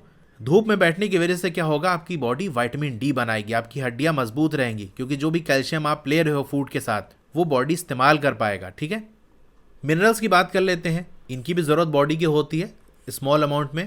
Each one is essential for proper growth of body. हर जो मिनरल है वो बॉडी की ग्रोथ के लिए हेल्पफुल है। यानी ये भी जैसे प्रोटीन हमारा बॉडी की ग्रोथ में मदद करता है ना, बॉडी को ग्रो कराने का काम, उसी तरह से जो मिनरल्स हैं वो भी बॉडी के अंदर ग्रोथ कराते हैं। And to maintain good health. और मिनरल्स क्या करते हैं? हमारी सेहत को अच्छा रखते हैं। अब देखो एक चीज़ यहाँ पर थोड़ा सा ध्यान देना, प्रोटीन क्या करते हैं? हमारी बॉडी के अंदर ग्रोथ कराते हैं। लेकिन अगर आपसे पूछ लिया जाए प्रॉपर ग्रोथ, सही तरीके से ग्रोथ हो, ऐसा ना हो कि एक हाथ बड़ा लंबा हो गया, कुछ लोग का पैर ज़्यादा लंबा हो जाता है, ठीक है, अजीब सा कोई बॉडी का शेप ना हो जाए, बहुत सारे बॉडी के पार्ट्स हैं वो अलग तरीके से ग्रो होने लगते हैं, तो जो सही तरीके से ग्रोथ है वो हो पाए, वो किसका काम है? मिनरल्स का काम है। कि बॉडी का ग्रोथ का काम प्रोटीन करा रहा है, लेकिन वो ग्रोथ सही तरीके से हो जाए, ये काम कौन देखेगा? मिनरल्स देखेंगे। अगर मिनरल्स की कमी होगी तो बॉडी में ग्रोथ तो होगी लेकिन सही तरीके से नहीं होगी। अब कुछ सोर्सेज हैं अलग अलग टाइप के मिनरल्स के, जो कि आपको फिगर 2.10 में दिया हुआ है। तो चलिए हम देख लेते हैं। ये फिगर है हमारी सम सोर्सेज ऑफ आयोडीन। तो देखो मिनरल्स भी कई टाइप के होते हैं, जैसे आपका आयोडीन हो गया, फॉस्फोरस हो गया, कैल्शियम हो गया, आयरन हो गया। तो हम आयोडीन की भी बात कर रहे हैं। आयोडीन हमें कहाँ से मिलेगा? ये देख सकते हो, आपका फिश हो गया, यहाँ से मिलेगा। ये आपका कर्ड हो गया, या जिसे हम योगर्ट कहते हैं। दोनों में थोड़ा सा फ़र्क होता है, लेकिन अक्सर कर्ड या योगर्ट ही हम कहते हैं। दोनों को एक ही समझा जाता है, लेकिन थोड़ा सा फ़र्क होता है, मैं आपको बता देता हूँ। वरना जनरली लोग यही जानते हैं कि कर्ड और योगर्ट एक ही चीज़ है, बस अलग अलग कंट्री में से अलग अलग नाम से जाना जाता है, यानी जो हमारी दही होती है। बाकी ये सब क्या बने हैं इतना फिगर से नहीं समझ में आ रहा है। एक और नाम आप लिख सकते हो, एग्स। अंडों के अंदर भी आयोडीन होता है। और जो भी आपके सी फूड होते हैं, ठीक है, जैसे कि हमने फिश देख ही लिया, इस तरह से बहुत सारे प्लांट्स हैं जो कि समुंदर के अंदर ग्रो होते हैं, पानी के अंदर, तो उनके अंदर भी आपको आयोडीन मिल जाएगा। ठीक है, फॉस्फोरस के कुछ सोर्सेज की हम बात कर ले तो आपका मिल्क हो गया, बनाना हो गया, वीट हो गया, राइस हो गया। ठीक है, आयरन भी एक तरीके का मिनरल है। आयरन किन किन फूड के अंदर मिलेगा? जैसे आपको ये फिगर बनी हुई है लीवर की, ये आपका एप्पल हो गया, ये आपका स्पिनच हो गया यानी पालक हो गया। ठीक है, और भी फूड है, 3 आपके कम से कम 3 तो याद रखना। फिर अगर कैल्शियम की हम बात कर लें तो आपको मिल्क के अंदर, एग के अंदर कैल्शियम मिलेगा। ठीक है, अब ज़्यादातर जो फूड आइटम होते हैं ना, उनमें आमतौर से एक से ज़्यादा न्यूट्रिएंट्स होते हैं। ऐसा नहीं कि कोई फूड है उसके अंदर एक ही न्यूट्रिएंट्स हो। आमतौर से अगर आप देखोगे तो एक से ज़्यादा न्यूट्रिएंट्स होते हैं।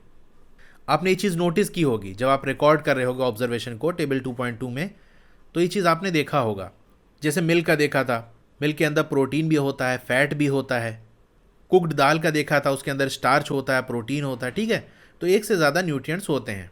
However in a given raw material one particular nutrient may be present in much large quantities than in other. तो ऐसा तो होता है कि बहुत सारे फूड है जिनके अंदर एक से ज़्यादा न्यूट्रिएंट्स होते हैं, लेकिन वो सारे जो न्यूट्रिएंट्स हैं वो बराबर अमाउंट में नहीं होते। किसी के अंदर कोई चीज़ कम होगी, किसी के अंदर कोई चीज़ ज़्यादा है। जैसे कोई फूड हमने ले लिया, हो सकता है उसके अंदर फैट भी है और प्रोटीन भी है, तो ज़रूरी नहीं कि जितना फैट हो उतना ही प्रोटीन हो सकता है फैट कम हो, प्रोटीन ज़्यादा हो। या कोई दूसरा फूड है, उसके अंदर प्रोटीन ज़्यादा, फैट कम। तो जो क्वांटिटीज़ है वो कम ज़्यादा होती रहती है। किसी के अंदर कोई चीज़ कम है तो कोई चीज़ ज़्यादा है। जैसे एग्जाम्पल हम ले लेते हैं, rice has more carbohydrate than other nutrients. तो राइस के अंदर कार्बोहाइड्रेट्स भी होता है और भी न्यूट्रिएंट्स होते हैं, लेकिन जो कार्बोहाइड्रेट है वो सबसे ज़्यादा होता है।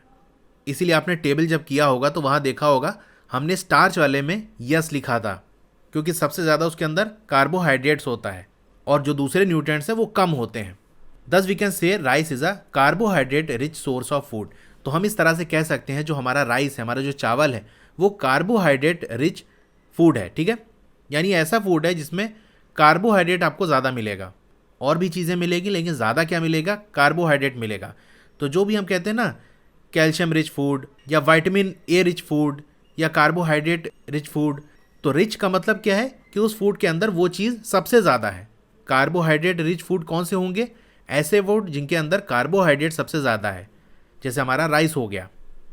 अब न्यूट्रिएंट्स की बात हो गई, न्यूट्रिएंट्स की ज़रूरत क्यों पड़ती है वो सारी चीज़ें हमने देख ली। हमारी body needs dietary fibre and water. दो चीज़ें और हैं जिनकी हमारी बॉडी की ज़रूरत पड़ती, एक तो आपका डाइटरी फाइबर्स हो गए और दूसरा वाटर हो गया। डाइटरी फाइबर्स क्या होते हैं, इन्हें हम रगेज से भी जानते हैं। इनका दूसरा नाम क्या है, रगेज। रगेज को हिंदी में हम चारा कहते हैं। अब आपको क्या हम चारा खाते हैं, तो हम चारे के नाम से नहीं खाते, लेकिन कुछ फूड खाते हैं जिनके अंदर रगेज होता है। तो roughage is mainly provided by the plant product in our food. तो रगेज हमें कहाँ से मिलते हैं, प्लांट से मिलते हैं। यानी जिन फूड के अंदर रगेज होता है या हम कह सकते हैं डाइटरी फाइबर्स होता है, वो हमें प्लांट से मिलते हैं। तो रगेज किन किन चीज़ों में होता है, होल ग्रेन्स के अंदर होता है। अब होल ग्रेन्स क्या है, पूरे ग्रेन्स का एक ग्रुप है, उसमें कोई एक ग्रेन की बात नहीं कर रहा है। जैसे हम फ्रूट्स कहते हैं तो कोई एक फ्रूट की बात नहीं हो रही है, बल्कि मैंगो भी आ गया, एप्पल भी आ गया, बनाना भी आ गया, सारी चीज़ आ गई। तो होल ग्रेन्स भी ग्रेन्स के ग्रुप्स हैं, इसमें बहुत सारे ग्रेन्स आ गए, बहुत सारे अनाज आ गए। जैसे आपका बार्ले हो गया, ओट्स हो गया, वीट भी इसी के अंदर आता है, कॉर्न हो गया। तो ये सब क्या है, होल ग्रेन्स हैं। देखो होल ग्रेन्स क्या होते हैं, ऐसे ग्रेन्स होते हैं, ऐसे अनाज होते हैं जिनके अंदर एंडोस्पर्म, जर्म और ब्रेन होते हैं। अब ये आपको याद नहीं रखना, लेकिन जस्ट मैंने आपको बता दिया, उन्हें हम होल ग्रेन्स कहते हैं। तो आप बस इतना ही याद रखना कि डाइटरी फाइबर, या आपसे कह दिया जाए रगेज किस में होता है, आप कहोगे होल ग्रेन्स के अंदर होता है। और पल्सेस के अंदर यानी दाल के अंदर, पोटैटोज़ के अंदर, और जो ताज़े फल होते हैं और सब्जियां होती हैं इनके अंदर होता है। ये क्या है, मेन सोर्स है रगेज की, यानी इन्हीं से आपको ज़्यादा से ज़्यादा रगेज मिलेगा। Roughage does not provide any nutrient to our body. Roughage हमारी बॉडी को कोई भी न्यूट्रिएंट्स प्रोवाइड नहीं करते। यानी रगेज के अंदर कोई आपका कार्बोहाइड्रेट्स हो गया, फैट हो गया, प्रोटीन हो गया, ये सब नहीं होता, लेकिन फिर भी ये एसेंशियल कंपोनेंट है हमारे फूड के, यानी ज़रूरी है, ये इंपॉर्टेंट है। And add to its bulk. Bulk का मतलब ढेर। जैसे कि चीज़ का ढेर लगा होता है ना, खाने का ढेर लगा है, किताब का ढेर लगा है, उसी तरह हमारे जो फूड के कॉम्पोनेंट्स होते हैं ना, उसमें बहुत सारी चीज़ें होती हैं, पूरा ढेर होता है। कार्बोहाइड्रेट्स हो गया, फैट्स हो गया, प्रोटीन हो गया, वाइटामिन्स हो गया, मिनरल्स हो गया, उसी ढेर का ही हिस्सा आपका रगेज भी होता है, यानी उन्हीं के साथ रहता है ये। अब आप कहोगे कि न्यूट्रिएंट्स प्रोवाइड नहीं करते, तो काम क्या है इनका। देखो ये क्या करते हैं, न्यूट्रिएंट्स का मतलब अगर न्यूट्रिएंट्स होगा तो बॉडी उसे एब्जॉर्ब करेगी, उसमें से चीज़ें बॉडी लेगी, लेकिन बॉडी इससे कुछ नहीं लेती। रगेज बॉडी के अंदर गया और बॉडी से निकल गया, इसके अंदर कोई ऐसी चीज़ नहीं होती जो कि बॉडी लेकर इस्तेमाल करे। तो फिर इसका काम क्या है, this helps our body to get rid of undigested food. जो खाना हजम नहीं हो पाता, खाना हजम होने का मतलब क्या है, पहले ये समझो। हम कोई भी फूड खाया, उसके अंदर जो न्यूट्रिएंट्स है बॉडी ने ले लिया, तो जब बॉडी न्यूट्रिएंट्स ले लेती है तो हम कहते हैं खाना डाइजेस्ट हो गया, खाना हजम हो गया। लेकिन जब कभी फूड डाइजेस्ट नहीं हो पाता, फूड के अंदर से बॉडी काम की चीज़ें नहीं निकाल पाती, या थोड़ा सा निकाली बहुत सारा रह गया, या बहुत सारा निकाली थोड़ा सा रह गया, तो वो जो फूड है अब उसका तो कोई काम रहा नहीं, उसे बॉडी से निकालना है, बॉडी के अंदर रहेगा तो वहाँ पर प्रॉब्लम क्रिएट करेगा। तो ये जो रगेज है उसी फूड को जो डाइजेस्ट नहीं हुआ, हजम नहीं हुआ, उसको लेके बॉडी से बाहर निकल जाते हैं। ऐसे समझो जैसे नाली वगैरह के अंदर कचरा जम जाता है ना, तो हम क्या करते हैं, पानी डाल देते हैं। तो ऐसे देखें तो अरे पानी क्या फेंक रहे हो, लेकिन वो पानी फालतू नहीं जा रहा, बल्कि उस कचरे को बहाने में इस्तेमाल हो रहा है। उसी तरह रगेज भी एक तरह से हमारे पेट की और हमारा जो पूरा एलिमेंट्री कैनाल है उसकी सफाई कर देता है। अब वाटर की बात कर लेते हैं। वाटर क्या कहता है, helps our body to absorb nutrient from food. Food के अंदर न्यूट्रिएंट्स होते हैं, वो न्यूट्रिएंट्स बॉडी एब्जॉर्ब करती है, बॉडी अपने अंदर लेती है, लेकिन कैसे लेती है, वाटर की मदद से लेती है। वाटर हेल्प करता है फूड की कि वो न्यूट्रिएंट्स को एब्जॉर्ब करे। और क्या काम होता है, it also helps in throwing out some waste from the body as urine and sweat. तो वाटर क्या करता है, हमारी बॉडी के अंदर जो वेस्ट है, जो गंदगी है, उसको स्वेट के जरिए यानी पसीने के जरिए और यूरिन के जरिए बॉडी से बाहर निकाल दे। वाटर का ये काम होता है। आमतौर से जो वाटर की हमारे बॉडी को ज़रूरत होती है वो कहाँ से मिलती है, उस लिक्विड से मिलती है जो कि हम ड्रिंक करते हैं, जिसमें सबसे मेन आपका वाटर हो गया। भाई वाटर की बॉडी की ज़रूरत है, वाटर कहाँ से मिलेगा, पानी पीने से मिलेगा, वाटर से ही मिलेगा, वाटर तो वाटर से ही मिलेगा। लेकिन और भी चीज़ें हैं जिनके अंदर वाटर होता है, तो वो चीज़ें जो हम पियेंगे तो वाटर मिल जाएगा। जैसे मिल्क हो गया, मिल्क के अंदर भी वाटर होता है, पानी होता है, तो मिल्क पिए तो वाटर चला गया। टी, चाय के अंदर भी वाटर होता है, तो चाय पी हमने तो वाटर चला गया। इसके अलावा हम ऐड करते हैं वाटर बहुत सारे जो पके हुए फूड होते हैं, यानी खाना पकाते हैं उसमें पानी डलता है कि नहीं, दाल बनती है, चावल बनती है तो पानी डलता है। तो दाल आप खाओगे तो पानी भी तो जाएगा ना आपकी बॉडी के अंदर। चलिए हम देख लेते हैं कुछ और भी सोर्सेज हैं क्या जहाँ से हमको वाटर मिलता है, यानी बॉडी के अंदर जो वाटर जाता है, क्या कोई और भी चीज़ें हैं जिनसे वाटर मिलता है। उसके लिए हमें एक छोटी सी एक्टिविटी करनी पड़ेगी, एक्टिविटी 3। आप क्या करो, टेक अ टोमेटो, एक टमाटर ले लो या कोई फ्रूट ले लो, जैसे आपने लेमन ले लिया, ठीक है, उसे छोटे छोटे पीस में कट कर लो। क्या आपके जो हाथ हैं वो गीले हो जा रहे हैं ऐसा करने में, यानी टमाटर को काटोगे तो क्या होगा भाई, पानी जैसा कुछ निकलता है ना, गीला हो जाता है कि नहीं। नींबू काटते हो तो क्या होता है, उसमें भी गीला हो जाता है। आपको ध्यान से ऑब्जर्व करना है, जब भी वेजिटेबल या फ्रूट को कट किया जाता है, काटा जाता है, या पीलों का छिलका उतारा जाता है, या ग्रेटेड, ग्रेटेड का मतलब देखो किसी चीज़ को घिसना। गाजर का हलवा बनता है ना, तो क्या किया जाता है, ऐसे बर्तन रखा जाता है, उसके ऊपर वो ग्रेटर जो होता है, हिंदी में क्या कहते हैं नाम नहीं याद आ रहा है, इंग्लिश में उसे ग्रेटर कहते हैं, जिस पे घिसा जाता है गाजर को, तो उसको रखा जाता है और गाजर को घिसा जाता है, तो पतला पतला वो चाउमीन जैसा नीचे गिरता है ना, तो जिस पे घिसते हैं उसे हम ग्रेटर कहते हैं, और वो जो घिसा जाता है ना उसको हम ग्रेट कहते हैं। तो किसी चीज़ को घिस के छोटा करना, इसको हम कहते हैं ग्रेट। तो कोई फ्रूट है उसे हम ग्रेट कर रहे हैं, या मैश्ड मसल के उसे हम पीस रहे हैं एक तरह से। घर पे ये सब होता है ना, काटते हैं, छिलका उतारते हैं, घिसते हैं, मसलते हैं किसी भी फ्रूट या वेजिटेबल को, तो वहाँ क्या होता है, ध्यान से ऑब्जर्व करो। Do you find any fresh vegetables और fruit that do not contain some amount of water. क्या ऐसी भी सब्जी या फल हैं जिनके अंदर कोई भी पानी नहीं होता। तो देखो ज़्यादातर आप देखोगे ना तो उसके अंदर आपको वाटर मिल जाएगा, यानी उनको काटोगे, छीलोगे तो उसके अंदर से आपको पानी निकलेगा, यानी वो गीला होगा। तो हम देखते हैं ज़्यादातर जो फूड मटेरियल्स हैं, खाने की चीज़ें हैं, उनके अंदर भी पानी होता है। जैसे आप मैंगो को कट करो तो उसके अंदर रस होता है ना, तो वो रस क्या होता है, वाटर की वजह से वो रस होता है। वाटरमेलन आपने कट किया, टोमेटो आपने कट किया, तो वो जो पानी पानी जैसा निकलता है ना, वो वाटर की वजह से ही होता है, वाटर की वजह से ही उसके अंदर गीला होता है। वो कुछ हद तक जो हमारी बॉडी की ज़रूरत है वाटर की, वो इनसे पूरा हो जाती है। यानी फ्रूट्स हो गया, वेजिटेबल हो गया, इनके अंदर बहुत ज़्यादा तो वाटर नहीं होता, लेकिन थोड़ा बहुत कुछ होता है, तो बॉडी को यहाँ से भी वाटर मिल जाता है थोड़े अमाउंट में। इसके अलावा जब वाटर को ऐड करते हैं हम, जब खाना बनाते हैं तो खाना खाएंगे तो वाटर चला जाएगा, ठीक है। तो ये सारी चीज़ें आई होप आप समझ गए होंगे। 2.3 balance diet. The food we normally eat in a day is our diet. तो हमारी डाइट क्या है, एक दिन के अंदर आमतौर से जो कुछ भी हम खाते हैं उसी को हम कहते हैं डाइट। यानी अगर आपसे पूछ लिया जाए, कोई आपसे पूछे कि बताओ आपकी डाइट क्या है, तो सुबह उठने से लेकर रात के सोने तक इस बीच में जो कुछ भी आप खाते हो वो आपको बताना पड़ेगा कि सुबह आप नाश्ते में क्या खाते हो, फिर दिन के खाने में, फिर शाम को क्या खाते हो, रात में क्या खाते हो, ये सारा आपको बताना पड़ेगा। तो ये जो कुछ भी आप एक दिन के अंदर खाते हो उसी को हम कहते हैं diet. For growth and maintenance of good health, यानी हमारी बॉडी के अंदर ग्रोथ होती रहे। जैसे मान लो अभी आप हो, आपकी एज में, तो आपकी हाइट जो है बढ़ रही होगी, अभी कुछ साल तक और हाइट बढ़ेगी आपकी। तो जैसे एग्जाम्पल ले लेते हैं हाइट का, तो हाइट ग्रो होती रहे, ऐसा ना हो कि हाइट रुक जाए, बढ़ना रुक जाओ। तो हाइट ये एक एग्जाम्पल हो गया ग्रोथ का। इसी तरह से और भी चीज़ें ग्रो होती रहती हैं हमारी बॉडी के अंदर, जैसे हमारा बाल हो गया, ठीक है। तो growth and maintenance of good health, हमारी बॉडी के अंदर ग्रोथ होती रहे और हमारी जो गुड हेल्थ है, हमारी जो सेहत है वो अच्छी बनी रहे, यानी हम बीमार वगैरह ना हो, इसके लिए क्या होना चाहिए, our diet should have all the nutrients that our body need. तो हमारी डाइट के अंदर यानी हमारे दिन भर के खाने के अंदर वो सारी चीज़ें होनी चाहिए, वो सारे न्यूट्रिएंट्स होने चाहिए जिनकी हमारी बॉडी को ज़रूरत है, in right quantities. Right quantity का मतलब क्या है, not too much of one and not too little of the other. ऐसा ना हो कि कोई न्यूट्रिएंट आपने बहुत ज़्यादा ले लिया और बाकी दूसरे न्यूट्रिएंट्स आपने कम ले लिए।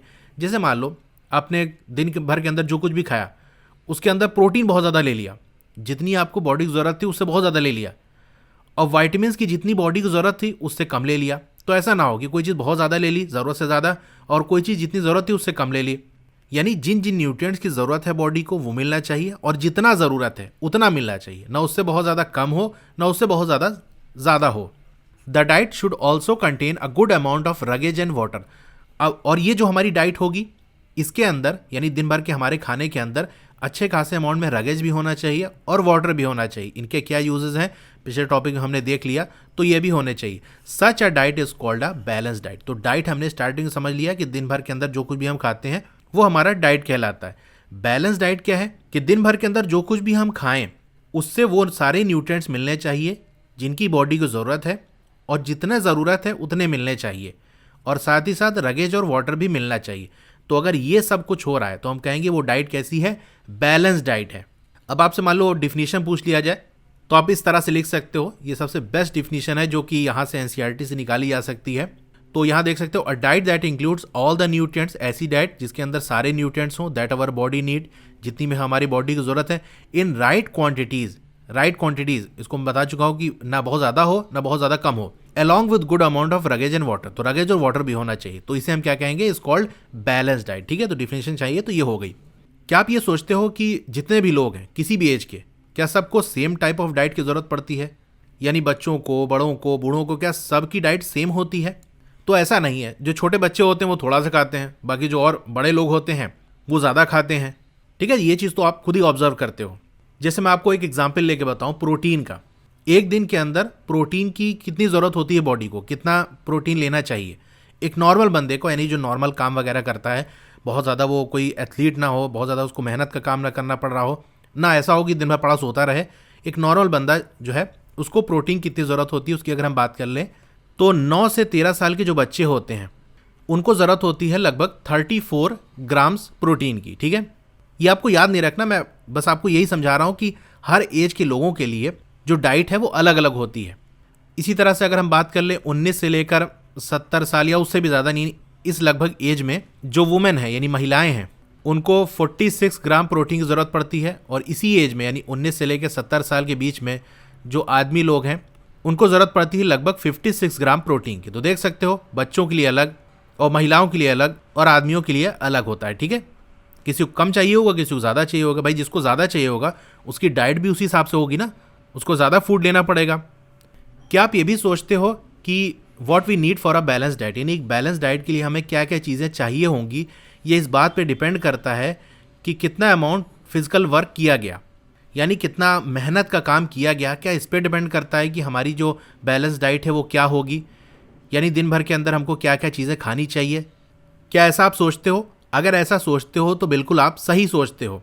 जो जैसा काम करता है उसकी डाइट उसी हिसाब से होती है। अब एक बंदा दिन भर पड़ा सोता रहता है, उसकी बॉडी को ज़्यादा काम करने की ज़रूरत है नहीं, तो बॉडी को ज़्यादा काम नहीं करना तो बॉडी को ज़्यादा एनर्जी की ज़रूरत नहीं पड़ेगी। और एनर्जी कैसे मिलती है हम पढ़ चुके हैं, प्रोटीन से, फैट से। ठीक है, तो उसकी डाइट भी ऐसी होनी चाहिए कि उसको बहुत ज़्यादा प्रोटीन और फैट की ज़रूरत नहीं है। वो ऐसे फूड उसको नहीं खाने चाहिए जिसमें बहुत ज़्यादा प्रोटीन हो या बहुत ज़्यादा फैट हो, क्योंकि उसका कुछ काम तो है नहीं, वो पड़ा सोता रहता है दिन भर। वही कोई एथलीट है, जैसे कोई क्रिकेटर है, उसको बहुत ज़्यादा मेहनत करनी है, बहुत ज़्यादा एनर्जी की ज़रूरत है, तो वो जो फूड खाएगा उसके अंदर प्रोटीन होना चाहिए, फैट होना चाहिए, उसकी आंखें तेज़ होनी चाहिए जिसके लिए उसके पास विटामिन ए होना चाहिए। ठीक है, विटामिन, मिनरल, ये सारी चीज़ें उसको ज़्यादा अमाउंट में चाहिए होंगी। ठीक है, तो बैलेंस डाइट के अंदर क्या क्या चीज़ें हमें लेनी है ये इस बात डिपेंड करेगा कैसा फिजिकल वर्क किया जा रहा है। अब आपको क्या करना है, प्रिपेयर करना है एक चार्ट को, जो कुछ भी आप खाते हो एक हफ्ते के अंदर, यानी एक हफ्ते के अंदर जो चीज़ें आप खा रहे हो, मंडे क्या खाए, ट्यूसडे, वेडनेसडे, इस तरह से पूरा आपको एक चार्ट बनाना है। फिर आपको चेक करना है whether all the nutrient mentions are present in one or the other food item being eaten within a day or so. और फिर आपको चेक करना है कि जो कुछ भी आप खाते हो उसके अंदर वो न्यूट्रिएंट्स प्रेजेंट है कि नहीं जो कि हमारी बॉडी की ज़रूरत है। तो कैसे चार्ट बनाना है मैं आपको एक एग्जांपल दिखा देता हूँ। जैसे यहाँ पर एक चार्ट बना हुआ है, तो देखो ये चार्ट आपको अपने हिसाब से बनाना है, आप कब कब क्या क्या खाते हो उस हिसाब से। जैसे आप सुबह का नाश्ता कर लिए, ब्रेकफास्ट हो गया, उसके बाद आप लंच करते हो, फिर शाम को भी हम कुछ खाते हैं, स्नैक्स वगैरह लेते हैं, फिर रात में डिनर करते हैं। तो इस तरह से बना लो। कुछ लोग हैं वो इससे ज़्यादा भी खाते होंगे, जैसे आप स्कूल जाते हो तो बीच में जो रिसेस का टाइम होता है वहाँ भी करते हो, यानी घर से नाश्ता करके जाते हो ब्रेकफास्ट, फिर बीच में आपका जो रिसेस वाला टाइम होता है, लंच वाला टाइम होता है, वहाँ पर यानी टिफ़िन वगैरह करते हो, फिर घर आते हो तो प्रॉपर खाना खाते हो, वो आपका लंच हो गया, फिर शाम को चाय वगैरह पीते हो। तो इस तरह से आप जिस जिस टाइम पे खाते हो, जो आपके खाने का टाइम है, वो इस तरह से आप लिख लो, ठीक है। तो ये आपको ऊपर लिख लेना है। फिर यहाँ पर इस साइड आपको डे लिख लेना है, मंडे, ट्यूसडे, वेंसडे। फिर मंडे क्या खाते हो, यानी ब्रेकफास्ट में क्या खाते हो, यहाँ लिख लिए। मंडे को लंच में क्या खाते हो, यहाँ लिख लिए। ये आपको डायग्राम इस तरह नहीं बनाना, बस नाम आपको लिखना है। फिर स्नैक्स में क्या लेते हो, डिनर में क्या लेते हो, इस तरह ट्यूसडे का लिख लो। ये पूरे हफ्ते का आपको इस तरह से चार्ट बनाना है। ऊपर आपका कब कब खाते हो ये यहाँ पर लिख लोगे, और नीचे इस तरह से साइड में आप डे लिख लोगे, और उस हिसाब से आप इस तरह से चार्ट को फिल कर लोगे। पल्सेस यानी आपकी जो दाल हो गई, ग्राउंडनट यानी मूंगफली, soybean, sprouted seed. Sprouted seed क्या होता है, जो अंकुरित होता है, यानी जैसे आप मूंग देखो, या जो आपका बंगाल ग्राम होता है, जो काला वाला चना होता है ना, जो डार्क ब्राउन कलर का होता है, उसको अगर पानी में भिगो दो तो 1-2 दिन के बाद क्या होता है, उसके अंदर से वाइट वाइट कुछ निकलने लगता है। तो जब वाइट वाइट निकलने लगता है ना, उसी को कहते हैं स्प्राउटेड सीड, यानी अंकुरित है, उसके अंदर से प्लांट ग्रो होना स्टार्ट हो गया है। फर्मेंटेड फूड्स हो गया। फर्मेंटेड फूड्स क्या होते हैं, देखो कुछ खाने ऐसे होते हैं जिनके अंदर माइक्रो ऑर्गेनिजम्स ग्रो हो जाते हैं। जैसे आपका बैक्टीरिया हो गया, यीस्ट हो गया, ये उस फूड के अंदर ग्रो होते हैं, उसके बाद उस फूड के अंदर कुछ बदलाव करते हैं, उस फूड के अंदर कुछ चेंजेस करते हैं। तो वो जो बैक्टीरिया या जो यीस्ट है हमारे, वो जो बदलाव करते हैं, तो फूड कुछ नया बन जाएगा। भाई फूड के अंदर कुछ बदलाव हो गया तो वो एक नया फूड बन जाएगा। तो ये जो फूड के अंदर बदलाव किया जाता है माइक्रो ऑर्गेनिजम्स के द्वारा, इसको हम फर्मेंटेशन कहते हैं। और बदलाव होने के बाद जो फूड बनता है उसे हम कहते हैं फर्मेंटेड फूड्स, ठीक है। तो फर्मेंटेड फूड के एग्जाम्पल क्या है, जैसे साउथ इंडिया की हम बात कर लें, वहाँ पर जो फूड आपका मिलता है, इडलीज हो गया, ये आपका क्या होता है, फर्मेंटेड फूड्स होते हैं। यानी इनके अंदर जो माइक्रो ऑर्गेनिजम्स हैं उन्होंने कुछ बदलाव किया है। अ कॉम्बिनेशन ऑफ फ्लोर्स, यानी अलग अलग तरीके के जो आटे हो गया उससे बनने वाली चीज़, जैसे आपका मिस्सी रोटी हो गया, थेपला हो गया, जो कि बनती है सीरियल्स, यानी जो आपका अनाज हो गए, गेहूं चावल वगैरह उससे, और पल्सेस यानी दाल मिलाकर ये आपका बनता है। बनाना हो गया, स्पिनच हो गया यानी पालक हो गया, सत्तू हो गया, जगरी यानी गुड़ हो गया, जो भी वेजिटेबल्स यानी सब्जियां अवेलेबल हैं, और दूसरे तरीके के जो फूड आइटम है, प्रोवाइड मैनी न्यूट्रिएंट्स। तो इन जो है जो फूड आइटम हमने ऊपर से नीचे तक देखा, यानी यहाँ पल्सेस से लेकर ये पूरा वेजिटेबल वगैरह तक, यहाँ इसके बीच में जो भी अलग अलग फूड आइटम्स की हमने बात की, इनके अंदर क्या होता है, न्यूट्रिएंट्स होता है। तो इनसे हमको न्यूट्रिएंट मिल सकता है जो भी हमारी बॉडी को ज़रूरत है। इसीलिए एक आदमी जो बैलेंस डाइट ले सकता है विदाउट एक्सपेंसिव फूड मटेरियल्स। बहुत ज़्यादा आपको महंगा खाने की ज़रूरत नहीं है कि भाई बॉडी की जितनी ज़रूरत है उसके लिए हमको बहुत महंगी चीज़ें खानी पड़ेगी। ये जो आम सी चीज़ें हैं जो कि हमें आसपास मिलती हैं, डेली घर में बनाई जा सकती हैं, आसानी से मिल सकती हैं, उनसे भी हम अपना बैलेंस डाइट बना सकते हैं। यानी जितनी हमारी बॉडी को ज़रूरत है उतने न्यूट्रिएंट्स हम प्रोवाइड कर सकते हैं इन आम से खाने को जो कि जनरली खाए जाते हैं उससे। तो एक बात तो ये हो गई कि हमें ऐसे फूड खाने चाहिए जिसके अंदर वो न्यूट्रिएंट्स हों जिनकी बॉडी को हमारे ज़रूरत है, और उतना खाना चाहिए जितने बॉडी को ज़रूरत है। अब मैं आपसे पूछता हूँ कि क्या इतना काफ़ी है, यानी eating the right kind of food is not enough. सही फूड खाना सिर्फ इतना काफ़ी नहीं है कि भैया बॉडी की जितना ज़रूरत थी उतना तो हमने दे दिया। हमने ये देखा कि इस फूड के अंदर ये चीज़ें होती हैं, हमारी बॉडी को इन चीज़ों की ज़रूरत है, हम ये खा लेंगे तो हमारी बॉडी की ज़रूरत पूरी हो जाएगी। सिर्फ इतना करने से काम नहीं होगा। क्यों काम नहीं होगा, थोड़ा सा हम उसको देखते हैं। उससे पहले यहाँ पर पहेली कुछ बात कह रही है, उसको थोड़ा सा हम देख लेते हैं। अब पहेली ये सोच रही है कि क्या जो एनिमल्स के फूड हैं, यानी जो जानवरों के खाने होते हैं, क्या उनके अंदर भी अलग अलग कॉम्पोनेंट्स होते हैं इसी तरह से। तो बिल्कुल उनके अंदर भी होते हैं, जो भी फूड है उसके अंदर ये कॉम्पोनेंट्स होते हैं। And do they need a balance diet, क्या एनिमल्स को भी बैलेंस डाइट की ज़रूरत पड़ती है। तो उन्हें भी पड़ती है, उन्हें भी उनकी बॉडी के लिए जो ज़रूरी है वो लेना पड़ता है। और उनको बिल्कुल आइडिया होता है, एनिमल्स को तो बिल्कुल सारी चीज़ें आइडिया होता है कितनी हमारी बॉडी की ज़रूरत है और कितना खाना है। हमारी तरह नहीं कुछ मिल गया ठूस से चले गए। उनको जितना ज़रूरत होती है, जितना काम का होता है, जो जो खाना होता है वो खाते हैं। तो सिर्फ सही तरीके का खाना खाना यही काफ़ी नहीं है, it should also be cooked properly. वो जो खाना है वो सही से पका भी होना चाहिए, so that its nutrients are not lost, ताकि जो उसके न्यूट्रिएंट्स हैं, उस फूड के अंदर जो न्यूट्रिएंट्स हैं वो लॉस ना हो पाए, उनके अंदर कमी या वो ख़त्म ना हो जाएं। क्या आप ये जानते हो कि कुछ न्यूट्रिएंट्स होते हैं जो कि लॉस हो जाते हैं in process of cooking and preparation. जब किसी खाने को हम पकाते हैं, उसके कुछ प्रिपरेशन करते हैं, तो उसके अंदर न्यूट्रिएंट्स लॉस हो जाते हैं। क्या आप ये बात मालूम थी? अगर नहीं मालूम थी तो अब ये जान लो कि जब हमारा खाना बनता है या उसकी प्रिपरेशन में जो कुछ भी होता है, उससे जो हमारे न्यूट्रिएंट्स हैं वो लॉस हो जाते हैं। जैसे मान लो हमारे पास कोई फूड था, उसके अंदर 40 ग्राम प्रोटीन था, जब हम उसको पकाएंगे तो उसके अंदर से प्रोटीन कुछ कम होगा। जैसे मान लो पकने के बाद उसके अंदर बचा सिर्फ 25 ग्राम, तो पकने की वजह से जो न्यूट्रिएंट्स हैं हमारे वो कम हो जाते हैं, और ऐसा भी हो सकता है कुछ न्यूट्रिएंट्स बिल्कुल ही ख़त्म हो जाएं। तो यहाँ से एक बात हमको और समझ में आई कि हमको सही से पकाना भी है। यानी आपने ये सोचा कि चलो हमारी बॉडी को 40 ग्राम प्रोटीन की ज़रूरत है, ये फूड मैं खा लूँगा तो 40 ग्राम मिल जाएगा, लेकिन जब आपने पकाया तो पहले तो 40 ग्राम था उसके अंदर प्रोटीन, जब पकाया तो उसके अंदर से 25 ग्राम रह गया। अब आप सोचे हो कि हमको तो बॉडी की जितनी ज़रूरत थी उतना तो हमको मिल गया, इस 25 ग्राम वाले जो पके हुए खाने को आपने खा लिया, तो क्या होगा, बॉडी के अंदर 15 ग्राम प्रोटीन की कमी हो जाएगी और आपको लग रहा है कि हम तो 40 ग्राम खाए हैं। तो इस तरह से उस फूड का सही से पकना भी ज़रूरी है। अगर जो हमारी वेजिटेबल्स हैं या फ्रूट्स हैं उसको हम धोते हैं कट करने के बाद या उनका छिलका उतारने के बाद, तो इसकी वजह से क्या हो सकता है, लॉस ऑफ सम वाइटामिन्स। यानी हमने क्या किया, कोई सब्जी ली, उसको हमने छीला, काटा, जैसे मान लो आलू ले लिया हमने, आलू का छिलका उतारे, फिर आलू को काटे, काटने के बाद जब हम उसको धोएंगे तो उसके अंदर से जो वाइटामिन्स हैं वो लॉस होने लगेंगे, यानी जो वाइटामिन्स है वो पानी के साथ वो भी बह जाएंगे। इसीलिए हमको अगर सब्जी वगैरह धोनी भी है, फ्रूट्स वगैरह धोने भी हैं, तो बस इतना धोएं जिससे उसकी गंदगी दूर हो जाए। ऐसा नहीं कि बस धोते ही चले गए, बिल्कुल साबुन लगा के उसको रगड़ दिए, तो ऐसा नहीं करना है। अब बहुत सारे वेजिटेबल्स और फ्रूट्स, उनकी जो स्किन होती है यानी उनका जो छिलका होता है उसके अंदर वाइटामिन्स होते हैं और मिनरल्स होते हैं, तो अगर उनका छिलका हम उतार के खाएंगे तो वो जो वाइटामिन्स हैं या वो जो मिनरल है वो हमको नहीं मिल पाएंगे। जैसे हमारा एप्पल हो गया, तो आमतौर से जो एप्पल है उसको छिलके के साथ खाना चाहिए। कुछ लोग क्या करते हैं, वो छिलके को निकाल देते हैं, तो ऐसा नहीं करना चाहिए। इस तरह बहुत सारे फ्रूट्स हैं, वेजिटेबल्स हैं जिनके छिलके भी बहुत ज़्यादा फ़ायदेमंद हैं, तो उनको नहीं हटाना चाहिए। इसी तरीके से रिपीटेड वॉशिंग ऑफ राइस, बार बार धुलना, जो हमारा राइस हो गया या पल्सेज हमारी जो दाल हो गई, वो क्या करता है, remove some vitamins and mineral present in them. जब बहुत ज़्यादा हम धोते हैं राइस को या पल्सेज को, तो उनके अंदर जो वाइटामिन्स हैं या मिनरल्स हैं वो रिमूव हो जाते हैं। तो यहाँ पर भी हमको, जैसे कि हम देख चुके हैं फ्रूट्स और वेजिटेबल केस में भी, कि उनको भी बहुत ज़्यादा एकदम रगड़ के नहीं धोना। उसी तरह से जो चावल दाल है उसको भी बहुत ज़्यादा नहीं धोना, बस इतना धोए जिससे गंदगी दूर हो जाए, क्योंकि ज़्यादा धोने से क्या होगा, जो वाइटामिन्स हैं और मिनरल्स हैं वो लूज़ हो जाएंगे, यानी उनमें से निकल जाएंगे, जितने हैं उससे कम हो जाएंगे, धुलने के बाद कम हो जाएगा।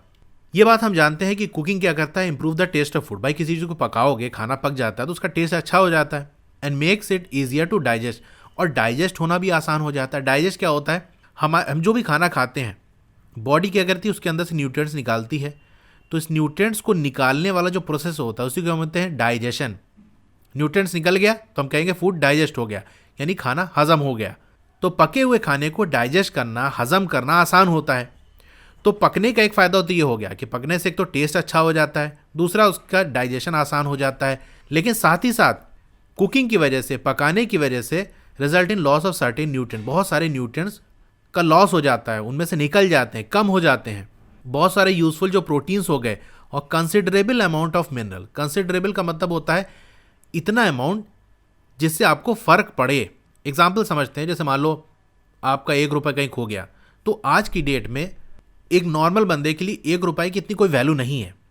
अगर 1 रुपये खो गया तो कोई सर पकड़ के नहीं बैठेगा, अरे मेरा 1 रुपये खो गया, अब क्या करूँ मैं। तो 1 रुपये को हम क्या कहेंगे कि कंसिडरेबल नहीं है, यानी इसके रहने ना रहने से इतना फ़र्क नहीं पड़ेगा।